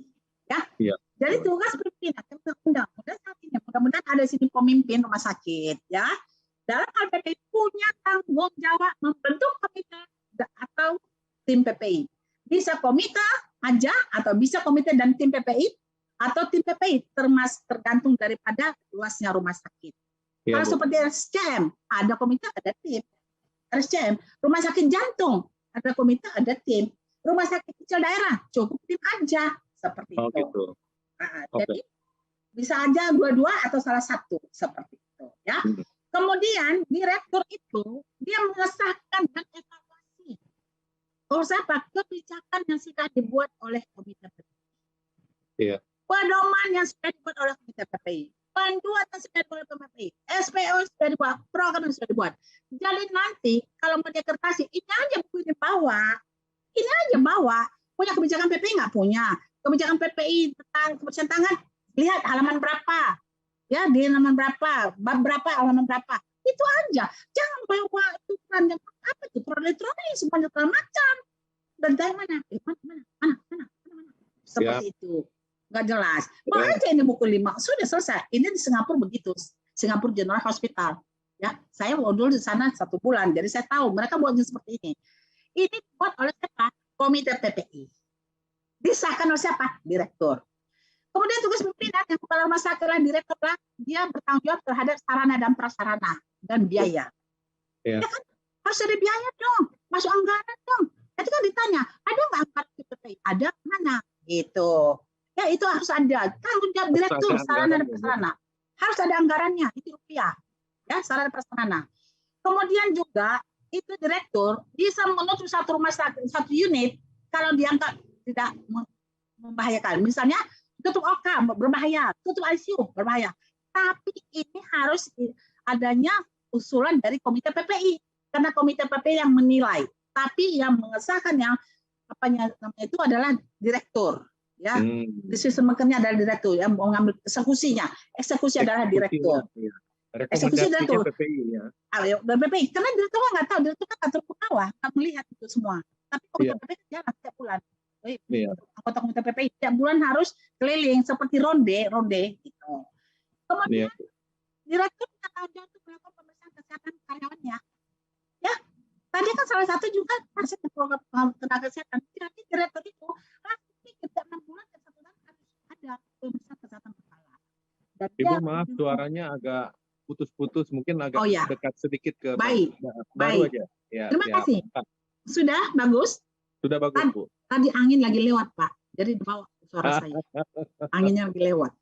Oke. Jadi pimpinan itu direktur yang ada di sini harus berkomitmen untuk PPI. Ya, berkomitmen untuk PPI. Sekarang itu tugas daripada si direktur. Bagaimana dengan tugas daripada IPCD? Saya bagi-bagi saya tidak semua. Komite PPI. Komite PPI punya tugas. Komite PPI. 1, menyusun dan evaluasi program ini. Setiap tahun bisa dievaluasi. Jadi 3 tahun, 3-4 tahun mungkin digantilah. Ya, diganti lagi seperti kebijakan. Kita dulu kebijakan pada tahun 2019 tidak ada pakai masker sepanjang masa. Ya, nggak ada universal masker, nggak ada. Tapi ketika datang tahun 2020 pandemik, maka berubah kebijakan. Itu akan dirubah. Siapa mau ubah itu? Komite PPI lah sesungguhnya, bukan organisasi lain yang notabene tak pernah belajar PPI. Nggak pernah belajar PPI, kita suruh pakai hashtag zona merah, zona ini, zona 1, zona 2, level 1. Itu nggak ada di PPI, nggak ada di WHO. Seperti itu. Kemudian komite PPI itu membuat pelatihan sosialisasi PPI. Harus mampu melakukan pelatihan 85%. Nggak ada biaya loh. Anggota komite itu nggak dibayar. Saya nggak dibayar untuk itu pelatihan saya. Dan pengorbanan kita itu melekat pada diri saya sebagai tugas saya sebagai pasang kontrol. Seperti itu. Jadi money oriented. Oke. Beliau pelatihan sosialisasi PPI. Kemudian melakukan investigasi kalau terjadinya adanya KLP. Oke. Kemudian mengadakan rakornas unit terkait. Dengan siapa terkait? K3, IPRS, macam-macam lah, ya. Obat-obatan. Kemudian melakukan pengawasan. Komite PPI melakukan pengawasan ke ruangan. Apakah tenaga kesehatan itu melakukan PPI atau tidak? Kemudian sebagai konsultan dalam PPI 24 jam harus siap. Nggak siap 24 jam, jangan menjadi anggota komite PPI, khususnya IPCD sama IPCN. Kemudian dia juga mengkontribusi renovasi. Kalau ada renovasi, harus jeli matanya. Ini renovasi udah ada izin dari komite PPI belum? Harus seperti itu. Kemudian dia menentukan sikap. Oh, ini ditutup mengancam orang lain. Buat surat ke direktur. Kemudian pertemuan berkala setiap bulan harus ada pertemuan. Tiap bulan harus ada pertemuan. Kemudian mengembangkan PPI. Kembangkanlah PPI itu, jangan itu saja. Kenapa? Sesuai dengan ilmu dan ilmu pengetahuan dan teknologi. Mari kita kembangkan. Kemudian pengadaan alat-alat dan barang harus ada izin dari komite PPI. Tidak sembarangan membeli instalator, harus tahu komite PPI. Membeli peralatan, APD seragam, harus tahu komite PPI. Yang mana harus dipilih? Bukan orang pengadaan beli langsung. Kalau karena ada segala macam dengan something wrong inside, itu nggak boleh. Nggak boleh. Salah itu ya, Bu ya? Salah, itu IPCN harus dikit. Nggak boleh. Nggak boleh memutuskan beli. Harus ada masukan dari kami. Tapi di sini IPCN itu pun harus memang punya integritas. Itu. IPCD apa? Ini tugas IPCD. Maaf, para dokter banyak saya lihat di sini. Semua ada komite PPI. Ada 70%, Bu. Ini banyak dokter-dokter ini. Iya, maksud saya Pak komite PPI harus ikut penggunaan antibiotika. Turut terlibat dalam penggunaan antibiotika dokter. Dokter harus melihat apakah perlu ini profilaksis, apakah preventif. Kalau profilaksis jangan dipasang sampai mahal pula. Pasien sesar. Oke lah sesar. Kalau di luar negeri kasih profilaksis. Kasih profilaksis 24 jam. Jangan lanjutkan ke orang. Dokter, Kenapa tiba-tiba enggak, saya udah stop Bocosti. Oh itu kan oral. Loh, emang beda? Itu kan caranya aja, satu menginfus, satu oral. Sama-sama antibiotik kan, Dok? Loh, kok bisa? Dikira pun saya orang bodoh kali ya? Gitu. Senyumlah dia. Siapa yang berani, Bu? Mesti membohongi. Saya bilang dokter kasih antibiotik pakai infus, oke udah selesai. So, itu stop lah. Ya saya stop. Ya ini kenapa oral dikasih? Kata itu oral. Saya nggak tahu apa saya bodoh bagaimana ya. Terus saya nggak bisa lah dokter. Antibiotik turun dokter. Kemudian turun dalam pencegahan, diagnosis dan terapi infeksi yang tepat untuk pasien-pasien seperti ini. Oke. Kemudian dia juga sebagai dokter, udah diagnosis pelas. Benar nggak dilihat FPCN? Jangan-jangan FPCN sembarang. Dalam hal ini saya mohon maaf, belum ada yang benar melakukan. Makanya data bisa nggak ada, karena berarti menyampaikan. Takutnya besar masalah apa? Ini masalah jantung tinggi, kamu punya PPI habis haisnya dulu masalah tinggi. Tapi bagaimana itu diturunkan lebih perlahan?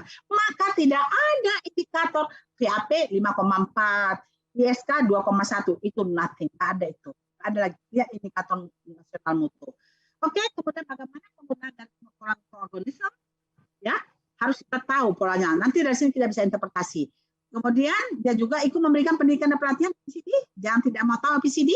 Kalau memang tidak minat seperti ini, jangan jadi PCD. Katakan saya tidak punya minat jadi PCD. Seorang PCD harus memiliki seperti tadi berani, tegas, tapi sopan santun, energik gitu. Dan biasanya orang extrovert, ya orang extrovert.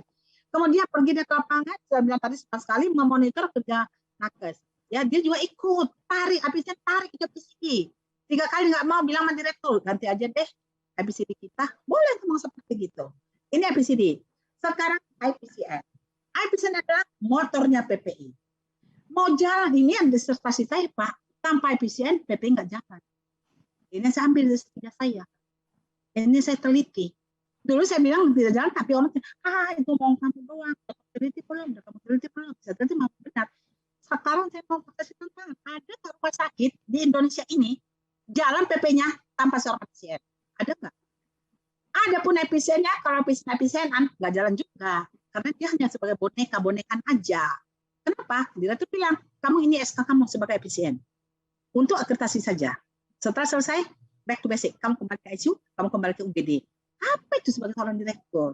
Nggak boleh ngomong seperti begitu. Kalau saya dikatakan itu, maaf dokter, saya menolak ini SK. Kalau saya menolak ini SK. Maka ketika saya diminta saya menjadi pimpinan kontrol, saya tanya, direktur, komit enggak untuk PPI ini? Kenapa kau bertanya begitu? Dokter sebagai direktur juga sebagai seorang klinisi. Nanti dokter ke lapangan tidak melakukan cucian tangan, tidak pakai APD. Kalau saya ingatkan, boleh enggak? Oh boleh, kenapa tidak? Terima kasih dokter, saya akan bekerja giat. Tanya dulu direktur yang mendukung enggak? Kalau kamu mendukung aja nggak usah, karena nggak usah PPI. Ya sekalian nggak usah lulus, gitu. Ya. Iya. Dia sebagai praktisier. Bu, suaranya agak putus-putus lagi barusan. Saya agak mendekat lagi. Baik, harus mendekat ke mic. Ya, udah Pak? Ya. Udah, mantap. Oke, jadi IPCN itu ya pendidikan minimal S1 kesehatan. Ya. Oke. Mau SKM boleh, jangan bilang saya SKM Pak. Dulu saya dibilang harus SKM. Siapa bilang SKM? Ini saya SKM, tapi saya paham tentang perawatan juga karena saya ada 3 gitu. Saya bilang siapa yang melakukan IPCN pertama? Oh ya kamu, akhirnya boleh S1 kesehatan. Itu buku pedoman itu. Itu bukannya gampang membuat buku PMK itu Pak. Itu kukul mejaan lah. Tapi habis itu hanya di rapat aja. Habis rapat cinta-cintaan semua. Kemudian pengalaman sebagai praktisi, pernah mengikuti pelatihan PP dasar, IPCN. Maaf Pak, kalau saya bilang D3 Pak, bagaimana menghadapi seorang profesor dokter spesialis? Kayak saya D3. Saya menghadapi profesor dokter spesialis penyakit jantung koroner. Kardiovaskular, bisa nggak? Nggak bisa lah. Seperti itu. Pernah mengikuti karakternya terbuka, jujur, berani, sopan santun, dan punya integritas. Oke? Bersedia konsultan 24 jam. Saya bersedia, Bapak Jack, silakan hubungin saya tengah malam, nggak apa-apa. HP saya buka di samping saya. Ya, tidak melakukan asuhan keperawatan, itu penting. Karena banyak segudang pekerjaannya sebagai praktisier, dia pergi ke lapangan setiap hari ke ruang-ruang yang berisiko terjadi infeksi. Ya, kemudian memberikan edukasi edukator baik di kelas maupun di bedside teaching di ruangan. Oke, Kemudian sebagai manajer, dia manajer bagaimana mempengaruhi orang supaya mau melakukannya. Kemudian melakukan audit. Jadi kerjanya audit and hygiene, audit APD, orang butuhkan sini, itu pekerjaan seorang IPCN atau IP atau PCP. Gitu. Kemudian melakukan surveyor, dia melakukan survei, kemudian melakukan investigasi, ini sekalian survei, sedang melakukan investigasi. Kemudian dia melakukan koordinasi dengan unit terkait, kemudian juga sebagai komunikator, mengkomunikasikan hal-hal tentang PPI, dia juga melakukan motivasi kepada orang, kemudian sebagai melakukan evaluasi, ya, memfasilitasi barang tidak ada, sebagai konsultan 24 jam, sebagai peneliti, promotor, dan member. Itu Pak. Jadi begini banyak lebih kurang 16 poin yang harus dilakukan. Seorang APCN itu memang betul-betul dia harus orang yang full time, yang punya dedikasi yang tinggi. Kalau mau PPI-nya jalan. Tapi kalau mau PPI-nya nggak jalan, ya udah. Lihat, boleh dilihat. Sekarang lihat semua rumah sakit yang ada di Indonesia ini, yang tidak memiliki IPCN, yang tidak punya integritas, jalan nggak PPI-nya? Nggak jalan. Tidak jalan. Baik, saya simpulkan Pak. Dari tadi, saya simpulkan bahwa pertama, di dunia ini, tak seorang pun menderita cedera ketika mendapatkan pelayanan keperawatan dari pasien, dari petugas kesehatan. Dan kita harus menghormat dan harus memberikan yang terbaik di mana saja, kapan saja. Mau tengah malam kah, mau sore hari kah, PP itu harus jalan. Supaya untuk patient safety. Jadi ingat, tidak akan cedera satupun pasien yang bisa kita hindarkan.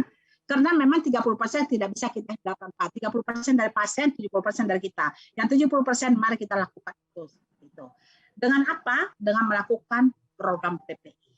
Siapa yang melaksanakan program PPI? Kita semua. Tanggung jawab semua orang. Semua urusan semua orang. Urusan saya, tanggung jawab saya. Semua mengatakan begitu. PPI, urusan saya, tanggung jawab saya. Jadi simultan semuanya berubah. Oke? Dan ini harus memang betul-betul didukung oleh adanya suatu komite PPI. Komite PPI ini dia, mereka rapat setiap bulan. Ada ketua, ada IPCN, ada IPCD, ada laboratorium, ada farmasi, ada rumah tangga, untuk memeriksakan barang-barangnya nanti pembelian, ada CSSD, ada IPRS, ada testing, dan sebagainya. Ya, jadi kita harus optimalisasi komite PPI ini di rumah sakit untuk mencapai mutu dan keselamatan pasien dan petugas kesehatan. Itu yang bisa saya sampaikan Pak Jack, ini referensinya. Sekian dan terima kasih. Salam Larsi. Terima kasih. Saya kembalikan kepada Pak Jack. Saya stop screen dulu. Luar biasa.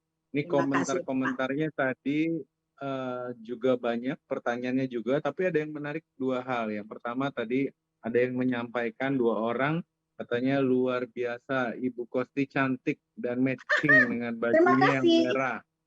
Terima kasih, Woman in Red. Kemudian, ya, kedua saya ingin menyapa juga Bu, tadi kita bilang dari Aceh sampai ke Papua memang ada, yang di utara Ternate Tidore, Manado ada, tapi tadi juga ada yang menyapa dan saya ingin menyapa ada teman kita dari NTT ya, Rumah Sakit Kalabahi di Alor. Itu tempat yang bagus sekali buat screening. Saya udah ke sana.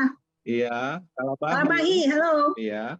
Kemudian ada satu lagi kawan kita dari NTT juga, dari RSUD Lembata ya. Lembata ini dekat Lamalera, tempat tradisi perburuan paus annual. Luar biasa juga. Betul-betul Indonesia ini sangat indah sebetulnya. Amin. Luar biasa. Kemudian ada juga teman tadi itu dari Atambua. Itu juga luar biasa. Saya pernah bersepeda 3 hari dari sampai ke Atambua, perbatasan ke timur-timur dari Kupang 3 hari ya, mampir di Soe. Kemudian yang terakhir kemarin sampai ke bagian yang paling selatan ya, ke Rote. Tapi buat saya memang Indonesia luar biasa. Tapi yang paling tidak terlupakan itu NTT ya. Ini saya baru menemukan NTT baru 3-4 tahun terakhir. Memang luar biasa. Orang-orangnya, ekosistemnya, dan salut ya dengan teman-teman yang di sana dengan keterbatasan. Tadi ada beberapa pertanyaan, Bu. Kami tidak punya sarjana keperawatan, bisa nggak bidan jadi orang PPI? Bisa. Itu banyak pertanyaan-pertanyaan. Nah, tapi Ibu silahkan Bu, sambil Ibu istirahat, mungkin minum sebentar, bisa jawab di kolom chatnya. kita kembali ke tempatnya Pak Kang Uut ya. Silakan Kang Uut masuk lagi dan mulai membahas ya pertanyaan-pertanyaan tadi. Tadi sudah dijawab di chat, tapi mungkin yang di sini 500 lebih sekarang belum mengikuti apa yang disampaikan Kang Uut di chat, sehingga kalau dinarasikan kembali di sini akan membawa manfaat dan lebih menajamkan lagi presentasi Kang Uut. Silakan Bu Kosti melihat nih pertanyaan-pertanyaan dan puji-pujiannya sambil kita berdiskusi dengan Kang Uut dulu ya. Silakan Bu Kosti melihat chat. Kang Uut, silakan. Ya, baik. Terima kasih, Dr. Jack. Wah, saya harus minta maaf pertama kali kepada Bu Kosti nih. Katanya tadi dalam slide saya terkait dengan komite yang menjadi mandat bagi rumah sakit. Memang salah satunya ada Permenkes 27 2017. Memang bunyinya agak gantung memang Bu ya. Komite atau tim. Tapi tadi betul yang disampaikan oleh Bu Kosti bahwa untuk rumah sakit yang punya sumber daya memadai, idealnya memang komite seperti di rumah sakit besar kelas B atau bahkan rumah sakit kelas C juga ada membentuk komite PPI. Tapi yang lebih penting tadi sudah disampaikan oleh Bu Kosti, kepahaman atau pemahaman para pengampu yang ada di dalamnya, IPCD-nya, IPCN-nya itu memang benar-benar didedikasikan untuk melakukan kegiatan pencegahan dan pengendalian infeksi. Kalau di tempat kami tadi yang Bu Kosti sampaikan tuh, karena kita rumah sakit besar, kita komite PPI-nya bukan hanya PPI jadinya Bu Kosti, komite PPI PRA namanya. Pencegahan pengendalian infeksi, pengendalian resistensi antimikroba. Ya. Terus kemudian di dalamnya ada subkomite PPI, ada subkomite PRA, tapi ada tim juga, betul Bu Kosti. Kita punya tim banyak, tim PPI tiap unit ada, tim PPI laboratorium, tim PPI rawat inap dan seterusnya. Tapi itu sekali lagi menjadi PR bagi setiap rumah sakit dengan keterbatasan atau dengan kondisi yang ada di masing-masing rumah sakit. Tadi saya melihat di sini ada beberapa diskusi, ada beberapa pertanyaan terkait dengan misalnya Komite Koordinasi Pendidikan. Saya yakin betul bahwa setiap rumah sakit punya peranan yang tidak kalah penting selain pelayanan kesehatannya adalah proses pendidikan, Dr. Jack. Jadi hampir di semua rumah sakit itu waktu saya di Kemenkes, kalau turun ke RSUD maupun juga rumah sakit swasta di daerah, pasti ada peserta, entah itu magang, praktek, ataupun apapun namanya, PKL dan sebagainya di rumah sakit. Perawatkah, bidan, atau tenaga-tenaga kesehatan lain. Itu bagian daripada pelaksanaan tanggung jawab rumah sakit terhadap lingkungan pendidikan, dunia pendidikan, dan juga pengembangan ilmu pengetahuan di bidang kesehatan. Nah, apakah rumah sakit yang bukan seperti ini ya, maksudnya rumah sakit yang tidak menyelenggarakan pendidikan atau tidak ditetapkan sebagai rumah sakit pendidikan karena tidak menyelenggarakan pendidikan kedokteran, perlu juga membuat komite koordinasi pendidikan. Ini memang tidak menjadi kewajiban Bapak Ibu. Tapi idealnya ada unit permanen yang ngurusin ini. Nah, biasanya di rumah sakit itu ada bagian diklit atau bagian pendidikan dan pelatihan gitu misalnya. Nah, bagian diklit inilah yang kita sarankan, unitnya unit struktural ya, kalau bicara bagian kan berarti unit struktural. Bagian diklit inilah yang kemudian ngurusin juga terkait dengan penyelenggaraan pengelolaan kegiatan peserta didik yang ada di rumah sakit, apakah PKL, magang dan seterusnya, termasuk kegiatan pokoknya bagian diklit rumah sakit apa itu? Kan punya perawat di rumah sakit harus di-upgrade tuh setiap bulan, setiap tahun, setiap 6 bulan. Terus kemudian ada tenaga-tenaga lain di rumah sakit, misalnya security, cleaning service, dan sebagainya, yang perlu mendapatkan sertifikat BHD, perlu menguasai panggilan-panggilan, code pling, code blue, code red, dan sebagainya.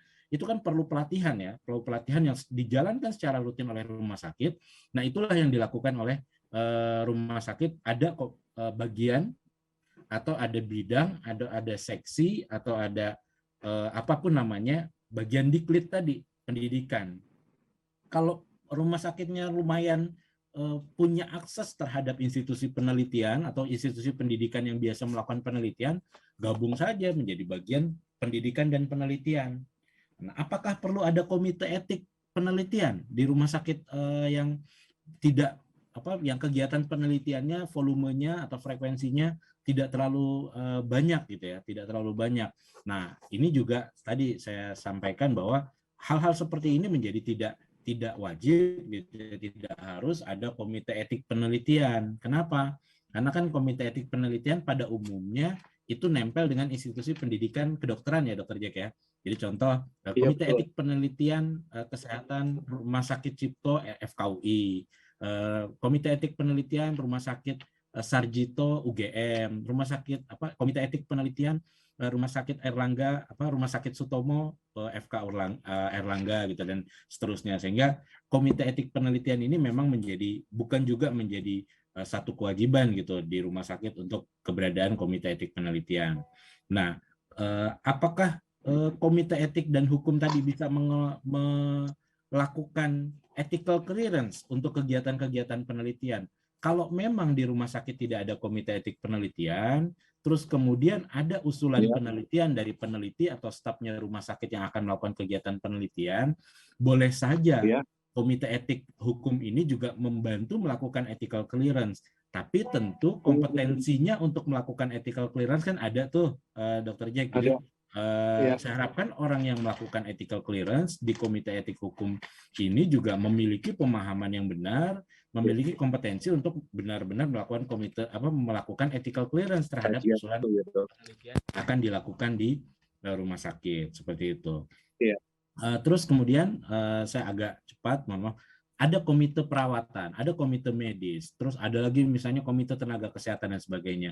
Kan di komite-komite yang terkait dengan sumber daya ini ada subkomite etik, ada subkomite etik dan disiplinnya. Bagaimana hubungannya? Hubungannya baik-baik saja. Hubungannya baik-baik saja, Dok. Jadi seharusnya hubungannya dihumorin, Dok. Iya, hubungannya harusnya saling melengkapi, Dok. Jadi kita bicara contoh real case ya, biasanya tergambar dengan real case.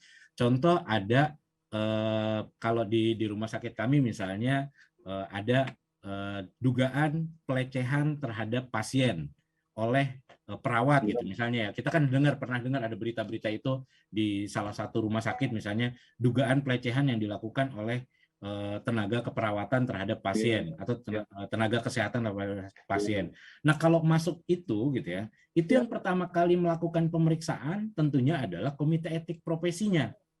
Komite mediknya, kalau dia dokter, kalau dia perawat, komite keperawatannya, kalau dia tenaga kesehatan lainnya.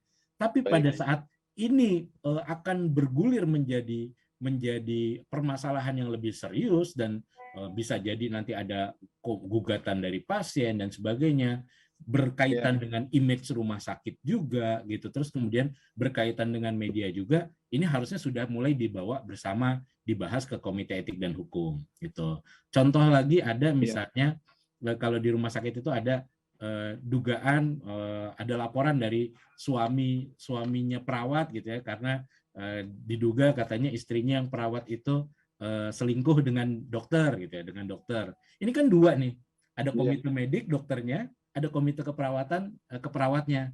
Nah, ini sudah langsung dibawa ke komite etik dan hukum gitu. Sudah dibawa ke komite etik dan hukum karena bukan kaitannya dengan profesinya lagi. Bukan kaitannya dengan profesinya lagi, tapi kaitannya dengan perilaku. Dengan perilaku. Tapi kalau yang tadi yang pertama yang dugaan pelecehan terhadap pasien itu masih bisa diklarifikasi oleh komite keperawatannya. Kenapa? Ternyata pasiennya atau suami pasiennya salah sangka gitu. Saya kan cuma ngelapin punggung ibunya gitu, membersihkan gitu segala macam, dan kebetulan yang menjaga itu perawat ya. Salah juga rumah sakit yang menugaskan brooder ya, menugaskan perawat laki-laki untuk pelayanan. Nah, itu dugaan-dugaan itu masih bisa diklarifikasi oleh profesinya. Nah, ini yang perlu diluruskan. Jadi harusnya hubungannya seperti apa? Ya kalau di rumah sakit besar gitu ya, pada umumnya anggota komite etik yang di komite etik hukum, komite medik, komite keperawatan, anggota subkomite etiknya itu juga menjadi anggota komite etik dan hukum. Contoh, saya juga kan salah satu anggota di komite etik hukum rumah sakit. Saya asalnya dari bagian hukum. Saya menjadi anggota di komite etik dan hukum. Terus ada teman saya humas menjadi anggota juga di komite etik dan hukum. Ada yang kepala bagian SDM menjadi anggota di Komite Etik dan Hukum. Terus ketua subkomite etik keperawatan anggota di Komite Etik Hukum, ketua subkomite etik di Komite Medis anggota di Komite Etik dan Hukum, sehingga memang benar-benar ini Komite Etik dan Hukum itu menjadi cair, isinya kumpulan dari para komite etik dan yang mengurusi terkait dengan etika dan perilaku di rumah sakit. Itu seperti itu. Nah, terus rangkap jabatan. Ada pertanyaan tadi, ya ada pertanyaan rangkap jabatan struktural dan fungsional. Kalau strukturalnya misalnya tadi kepala bagian kepala bagian pelayanan medik merangkap menjadi ketua komite medik, ini pasti akan punya pertentangan kepentingan. Kalau bahasa ini kan konflik of interest, ya ada pertentangan kepentingan yang sangat tinggi. Kenapa? Karena kalau orang bidang pelayanan medik keinginannya itu pelayanan sebanyak-banyaknya, jam kerja selebar-lebarnya supaya pelayanan rumah sakit maksimal, optimal. Tapi kalau orang komite medik kan harus melihat bahwa ini dokter Jack kan dokter bedah, kemarin habis ikut fellow pendidikan dan sebagainya. Berarti yang dikasih kompetensi untuk tindakan tertentu hanya kepada dokter Jack saja ya, dokter yang lain walaupun sama-sama dokter spesialis bedah, karena belum ikut fellow, karena belum ada kompetensi tambahan, sehingga layanan ini dibatasi gitu. Ada pembatasan-pembatasan. Nah, itu menjadi sulit untuk membedakan gitu, untuk menjalankan tugas sebagai komitenya secara profesional ketika dijabat oleh pejabat struktural yang punya pertentangan kepentingan. Kalau bisa ya memang independen masing-masing. Tapi kalaupun harus ada rangkap jabatan, tidak dengan rangkap jabatan yang memiliki pertentangan kepentingan yang tinggi. Saya sangat memahami bahwa sumber daya manusia yang kompeten, yang handal di rumah sakit itu menjadi PR. Iya, menjadi PR, Dr. Jack. Jadi ketika kita lihat orang yang sangat potensial, yang sangat kompeten, tugasnya banyak banget, kepala bagian ini, merangkap ketua komite ini dan seterusnya, itu diberdayakan. Itu tadi terkait dengan rangkap jabatan.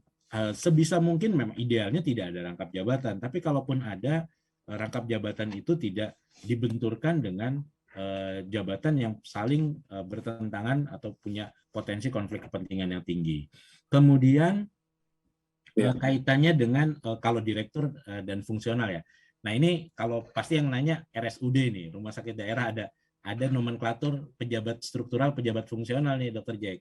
Jadi kalau direktur, kepala bidang, kepala bagian itu kan pejabat struktural.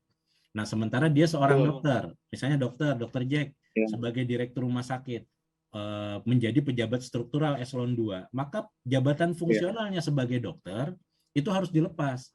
Tapi pelepasan jabatan fungsional secara kepegawaian itu tidak otomatis melepaskan peran dia sebagai tenaga profesi, Bapak Ibu. Jadi saya contohkan tadi Dr. Jack misalnya sebagai direktur rumah sakit Islam struktural nih eselon 2. Jabatan fungsionalnya dia sebagai dokter fungsional itu harus dilepas.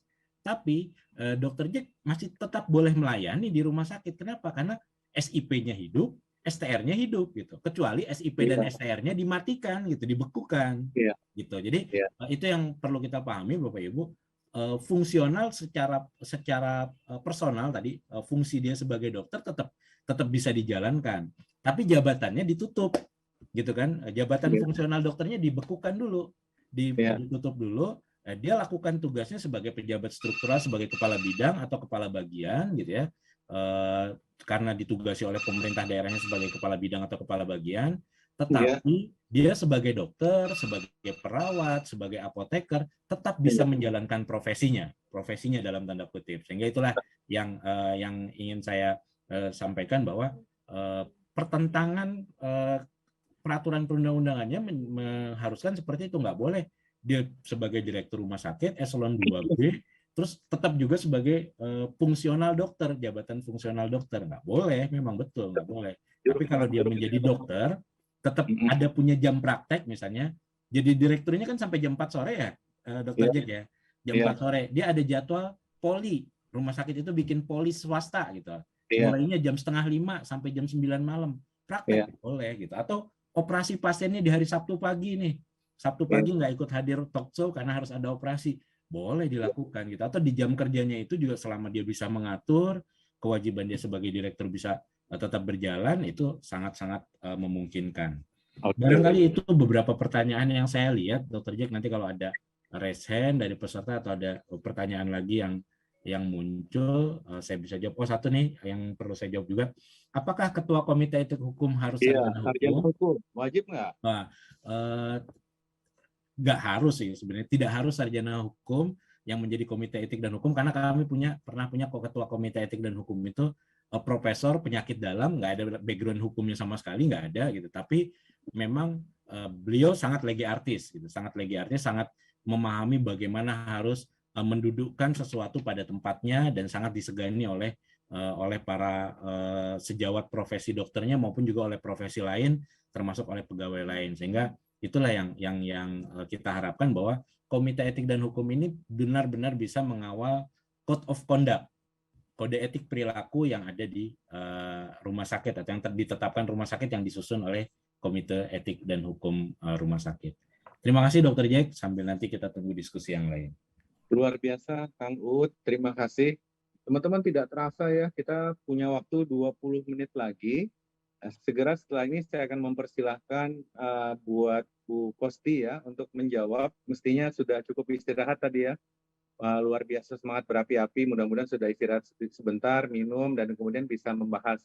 10 menit kita dengarkan dari Bu Kosti, kemudian kita konklusikan.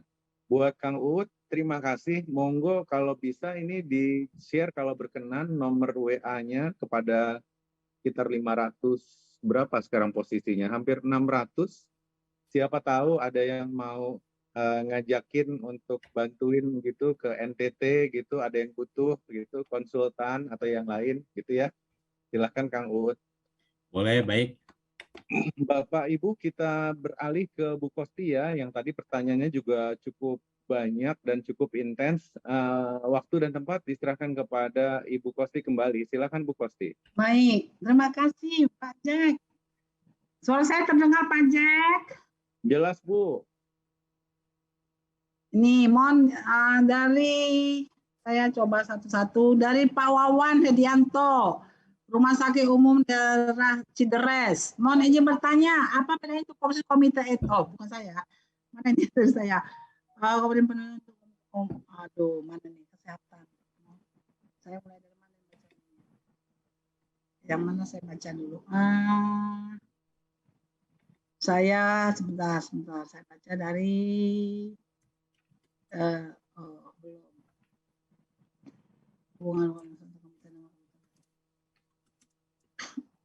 belum mana nih ya,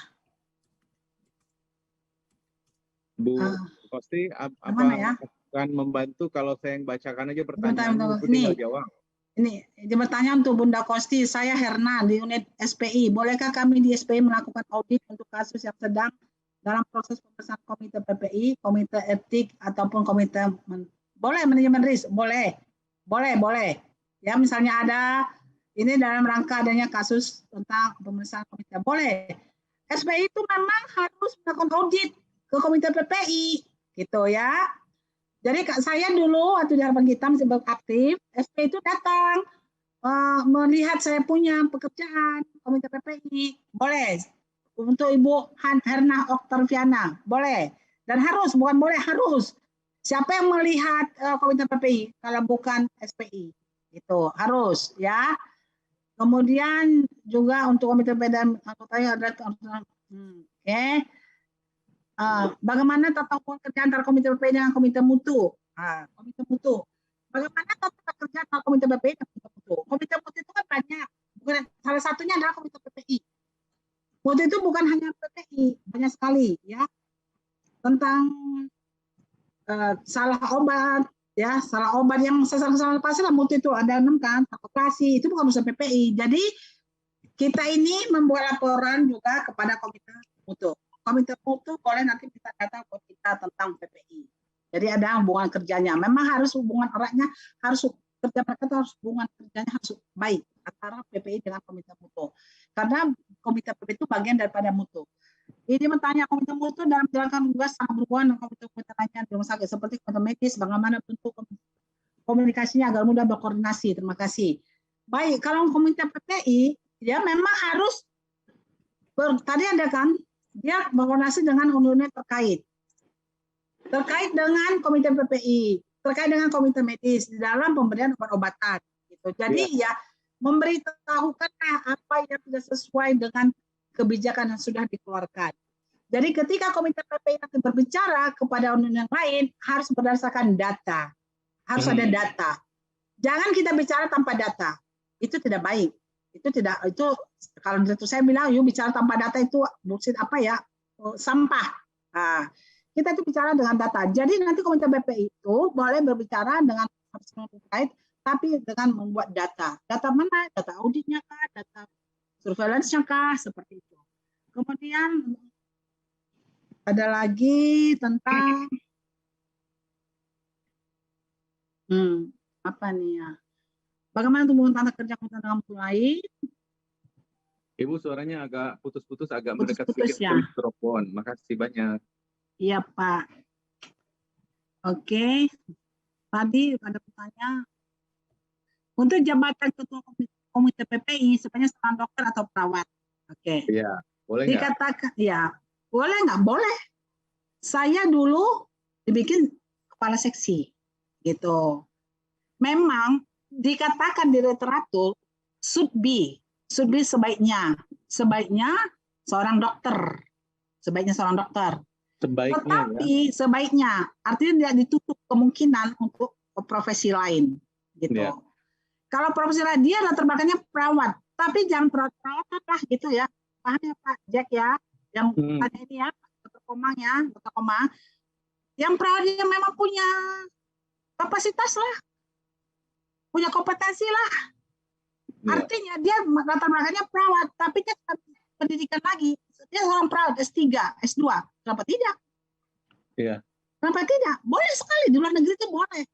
Iya. Di luar negeri boleh. Tidak dikunci. Jangan sekarang itu dikunci. Harus escape nurse. Nah, dikunci. Nggak boleh itu. Kita nggak boleh seperti itu. Kenapa? Karena aku tadi tugasnya dari komite PPI itu. PPI itu bukan hanya urusan keperawatan. Urusan rumah sakit dari mulai yang kotor-kotor, dari mulai limbah sampai yang steril, dari mulai cleaning service sampai ke direktur. Iya. Kita juga pergi ke kamar direktur, lihat lingkungan sana nggak benar. Misalkan dia pergi ke kamar direktur, banyak nyamuk, banyak kecoa, ada tikus lari. Waduh, kalau udah begitu gimana tuh? Panggil komite PPI seperti itu. Iya. Lingkungan kita berkoordinasi dengan IPRS. IPRS bagaimana kita perbaiki seperti itu ya. Jadi boleh. Tapi perawat yang sudah mengikuti pendidikan tinggi ya Pak ya. Jangan hanya perawat ya, pendidikannya sudah tinggi.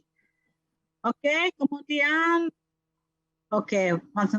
patient safety. Apalagi nih Pak yang saya belum saya jawab ini. Nggak banyak pertanyaan buat saya ya. Oke.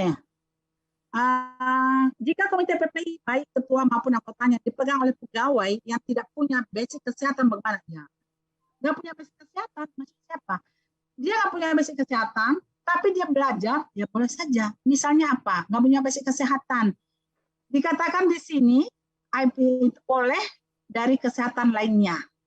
Oke? Kesehatan lainnya itu terbaru. Nanti boleh dibaca, itu yang dari core kompetensi IPC 2020.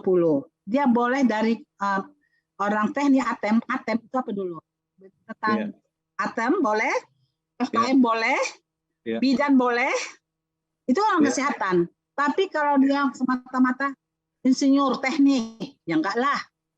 Yang ada bidang-bidang kesehatannya lain bekerja di rumah sakit, itu boleh ya, seperti itu. Tapi bagus lagi kan kalau dia menguasai ilmu itu. Dan perlu saya sampaikan, kita harus menguasai satu bidang ilmu sampai tuntas, gitu loh. Jangan saya bisa kontrol, tapi saya juga di bagian, saya juga perawat di bedah, saya juga nanti perawat di apa, ya kan bisa lah. Ya, jangan berbagi hati ya, cuma satu hati, cuma satu aja ya. Tapi dalam mencintai dia seumur hidupmu, ya, sama. Kita harus mencintai, love your job, ya. Do what you love what you do. Ya, do what you love. Kerjakan apa yang kamu cintai. Love what you do. Cinta apa yang kamu kerjakan. Jadi kamu jangan berbagi hati. Bagaimana membagi cinta? Pak Jack bagi cinta sama orang lain lagi. Enggak full lagi dong sama cinta pertama. Mulai hari ini saya bagi Bu, sebagian buat Bu Kosti. Ya, boleh. Cinta saya buat semua orang Pak Jack. Cinta saya buat semua orang. Kalau saya cinta semua orang, saya cintai dong PPI. Itu supaya orang tidak jadi terinfeksi di datang ke rumah sakit saya. Oke, kemudian alor, I love alor ya, saya sangat ingat sekali di alor ini. Kemudian apa ini? Jadi pertanyaan pasti apakah boleh bidan efisien? Mengingat kami minimal SK. Boleh bidan, tapi pendidikan lagi. Ya, jangan bidan. Boleh bidan, tapi pendidikan lagi ya. Enggak pendidikan lagi S1. Bidan kan belum S1 ya. Itulah S1, ikut S2 seperti itu. Jadi menambah wawasan, artinya dia background-nya, saya background saya perawat. Tapi kalau saya perawat saja, mungkin saya begini, nggak mungkin Pak Jack. Saya harus menggali ilmu Pak Jack. Dan penting seperti program atau saya yang ada di sini, jangan pelit beli ilmu. Jangan pelit beli ilmu. Ilmu itu adalah invest. Ya, ilmu itu adalah invest. Saya dulu Bapak Jack lihat, saya pergi ke luar negeri. Saya invest. Ya, saya bayar sendiri.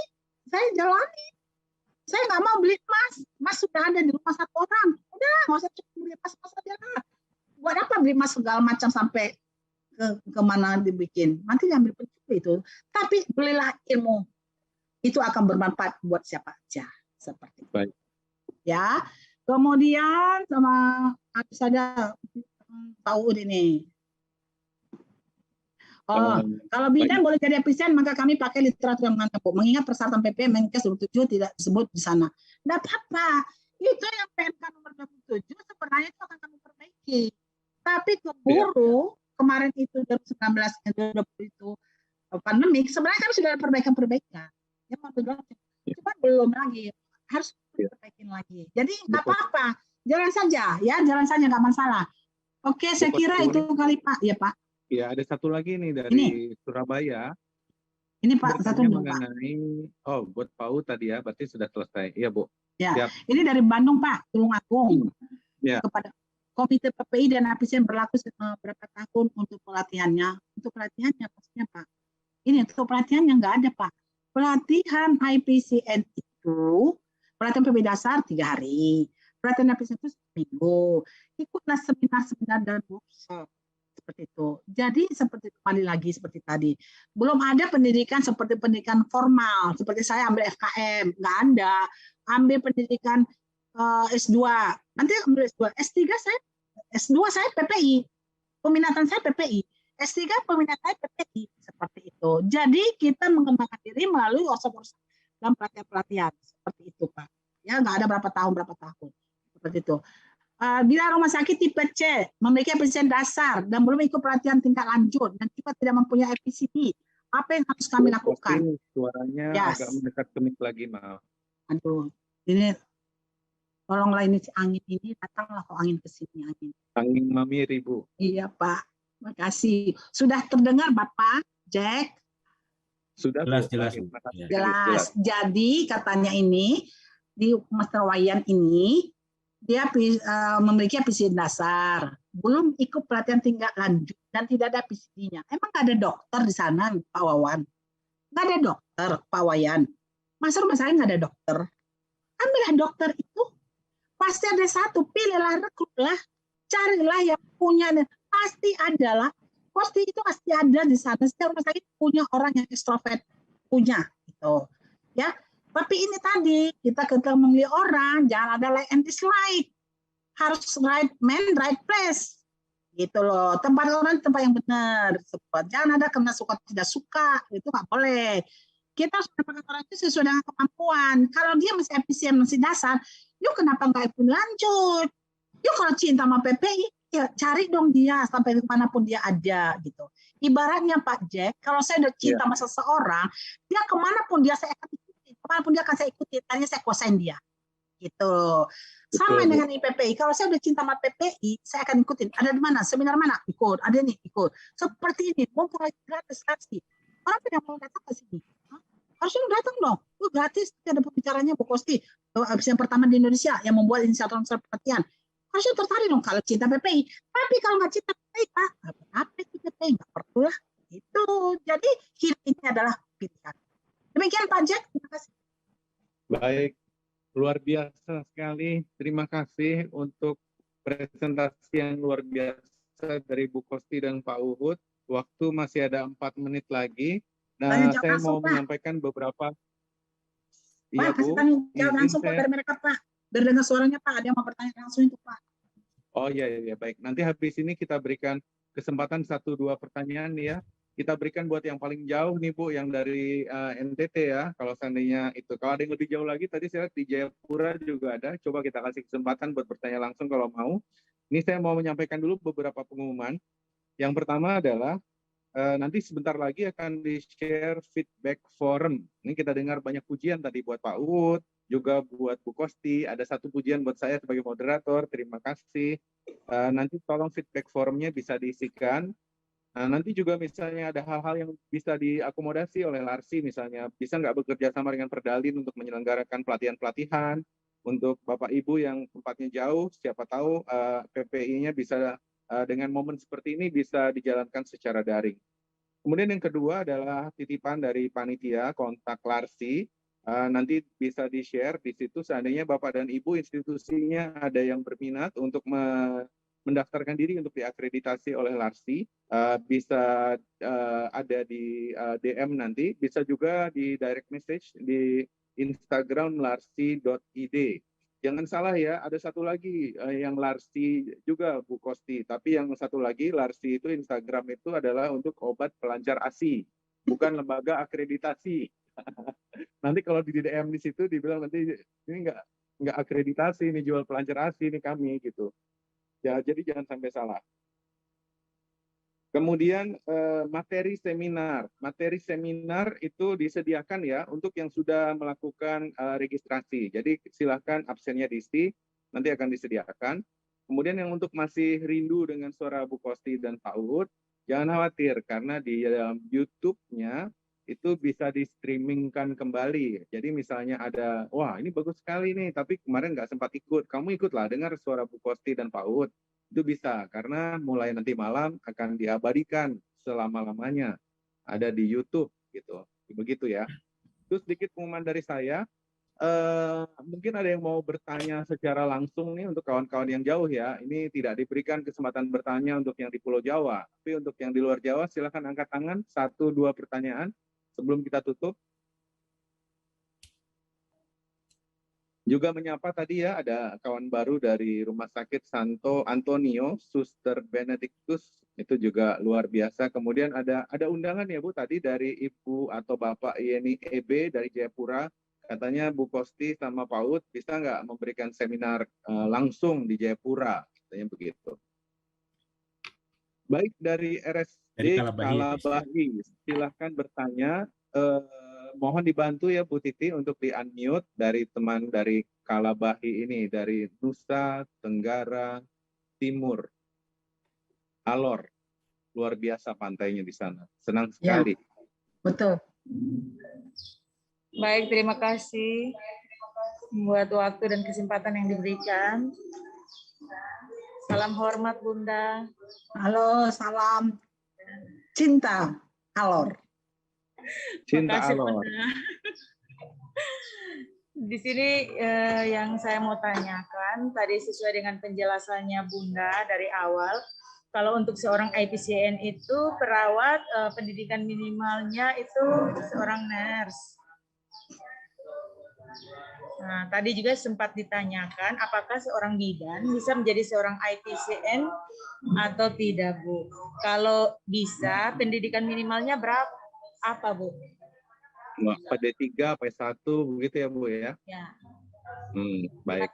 Jadi terima kasih, Bu. Pertanyaannya silakan Bu Kosti dijawab dengan baik. Siapa namanya? Baik, terima kasih Pak Jack. Namanya siapa ini dari Kalabahi? RSUD-nya. Dengan Ibu Sri Wahyuni, Bu. Oh, Bu Sri Wahyuni, ya. Ibu tadi mungkin salah mendengar saking saya semangatnya berbicara. Saya tidak katakan pendidikannya minimal nurse, tidak. Saya tidak katakan pendidikan minimal S1 kesehatan. Ya. Jadi sesuai dengan yang sudah diutarakan di literatur, baik CDC, Center for Disease Control, dan WHO, bahwa sekarang ini yang namanya itu IPCP, Infection Prevention Control profesional, minimal dia itu S1 kesehatan.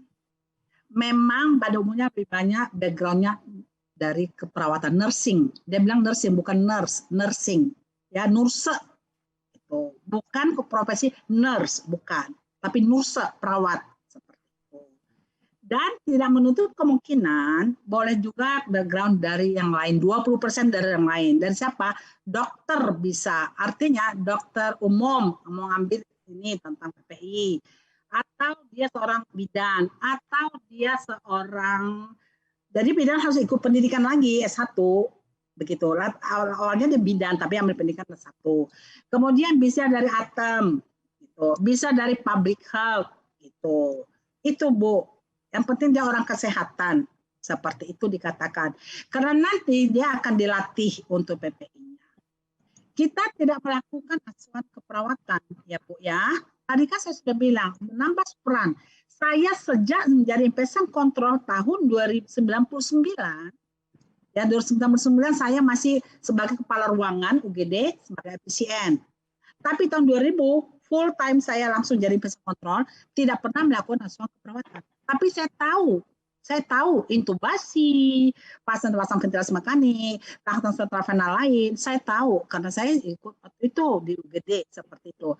Tapi setelah saya jadi pasien kontrol, saya tidak melakukan itu. Saya hanya melihat ini nggak benar ini, harusnya begini, ini nggak benar nih.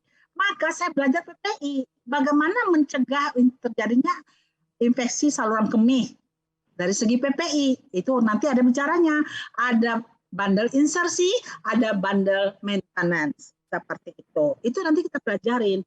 Nanti pelajaran juga itu di pelatihan IPCN sama IPCD. Seperti itu Bu, ya. Tapi yang satu, Ibu minat dulu.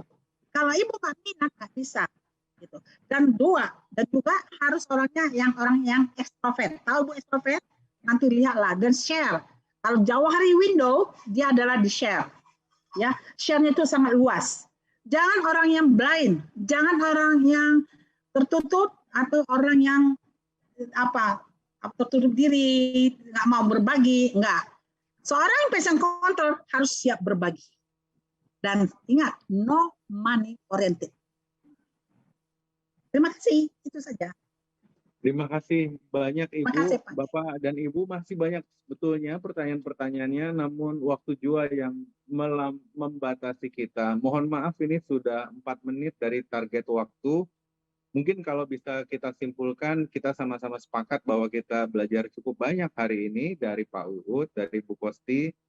Saya pribadi belajar banyak sekali dan mengucapkan banyak terima kasih ya dengan teman-teman ini untuk ilmu yang diberikan. Semoga menjadi keberkahan buat para sumber. Nah, Bapak dan Ibu, terakhir ini ada pesanan bahwa kami dari LARSI meminta feedback. Ini akan di-share oleh Mbak Titi dalam bentuk QR Code. Silahkan tolong di scan oleh HP Bapak dan Ibu. Yang intinya adalah agar kami bisa mendapatkan masukan. Nah, Bapak Ibu juga bisa mengusulkan hal-hal yang lain, misalnya materi apa yang dibutuhkan.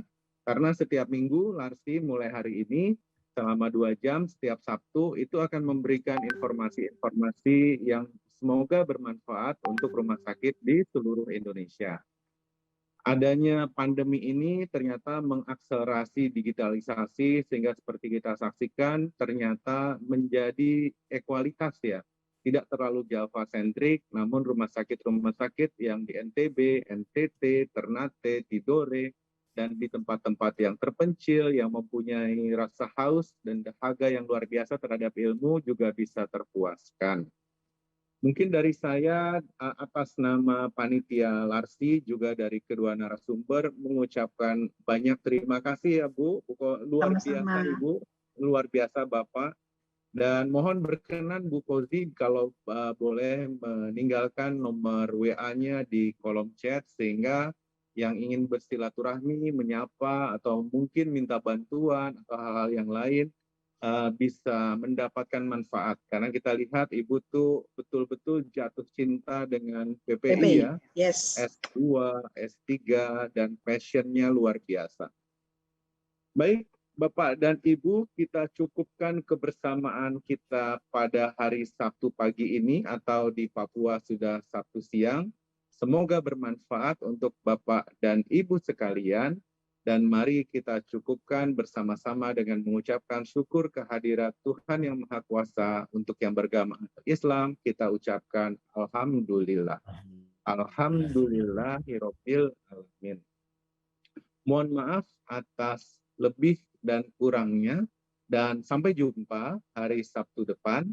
Jangan lupa follow larsi.id untuk akreditasi dan bukan untuk obat pelancar ASI ya. Dan mudah-mudahan Bapak dan Ibu dapat menjalani akhir pekan ini dengan sehat bersama keluarga dimanapun Anda berada. Terima kasih. Assalamualaikum warahmatullahi wabarakatuh. Selamat sejahtera. Om Santi, Santi, Santi Om.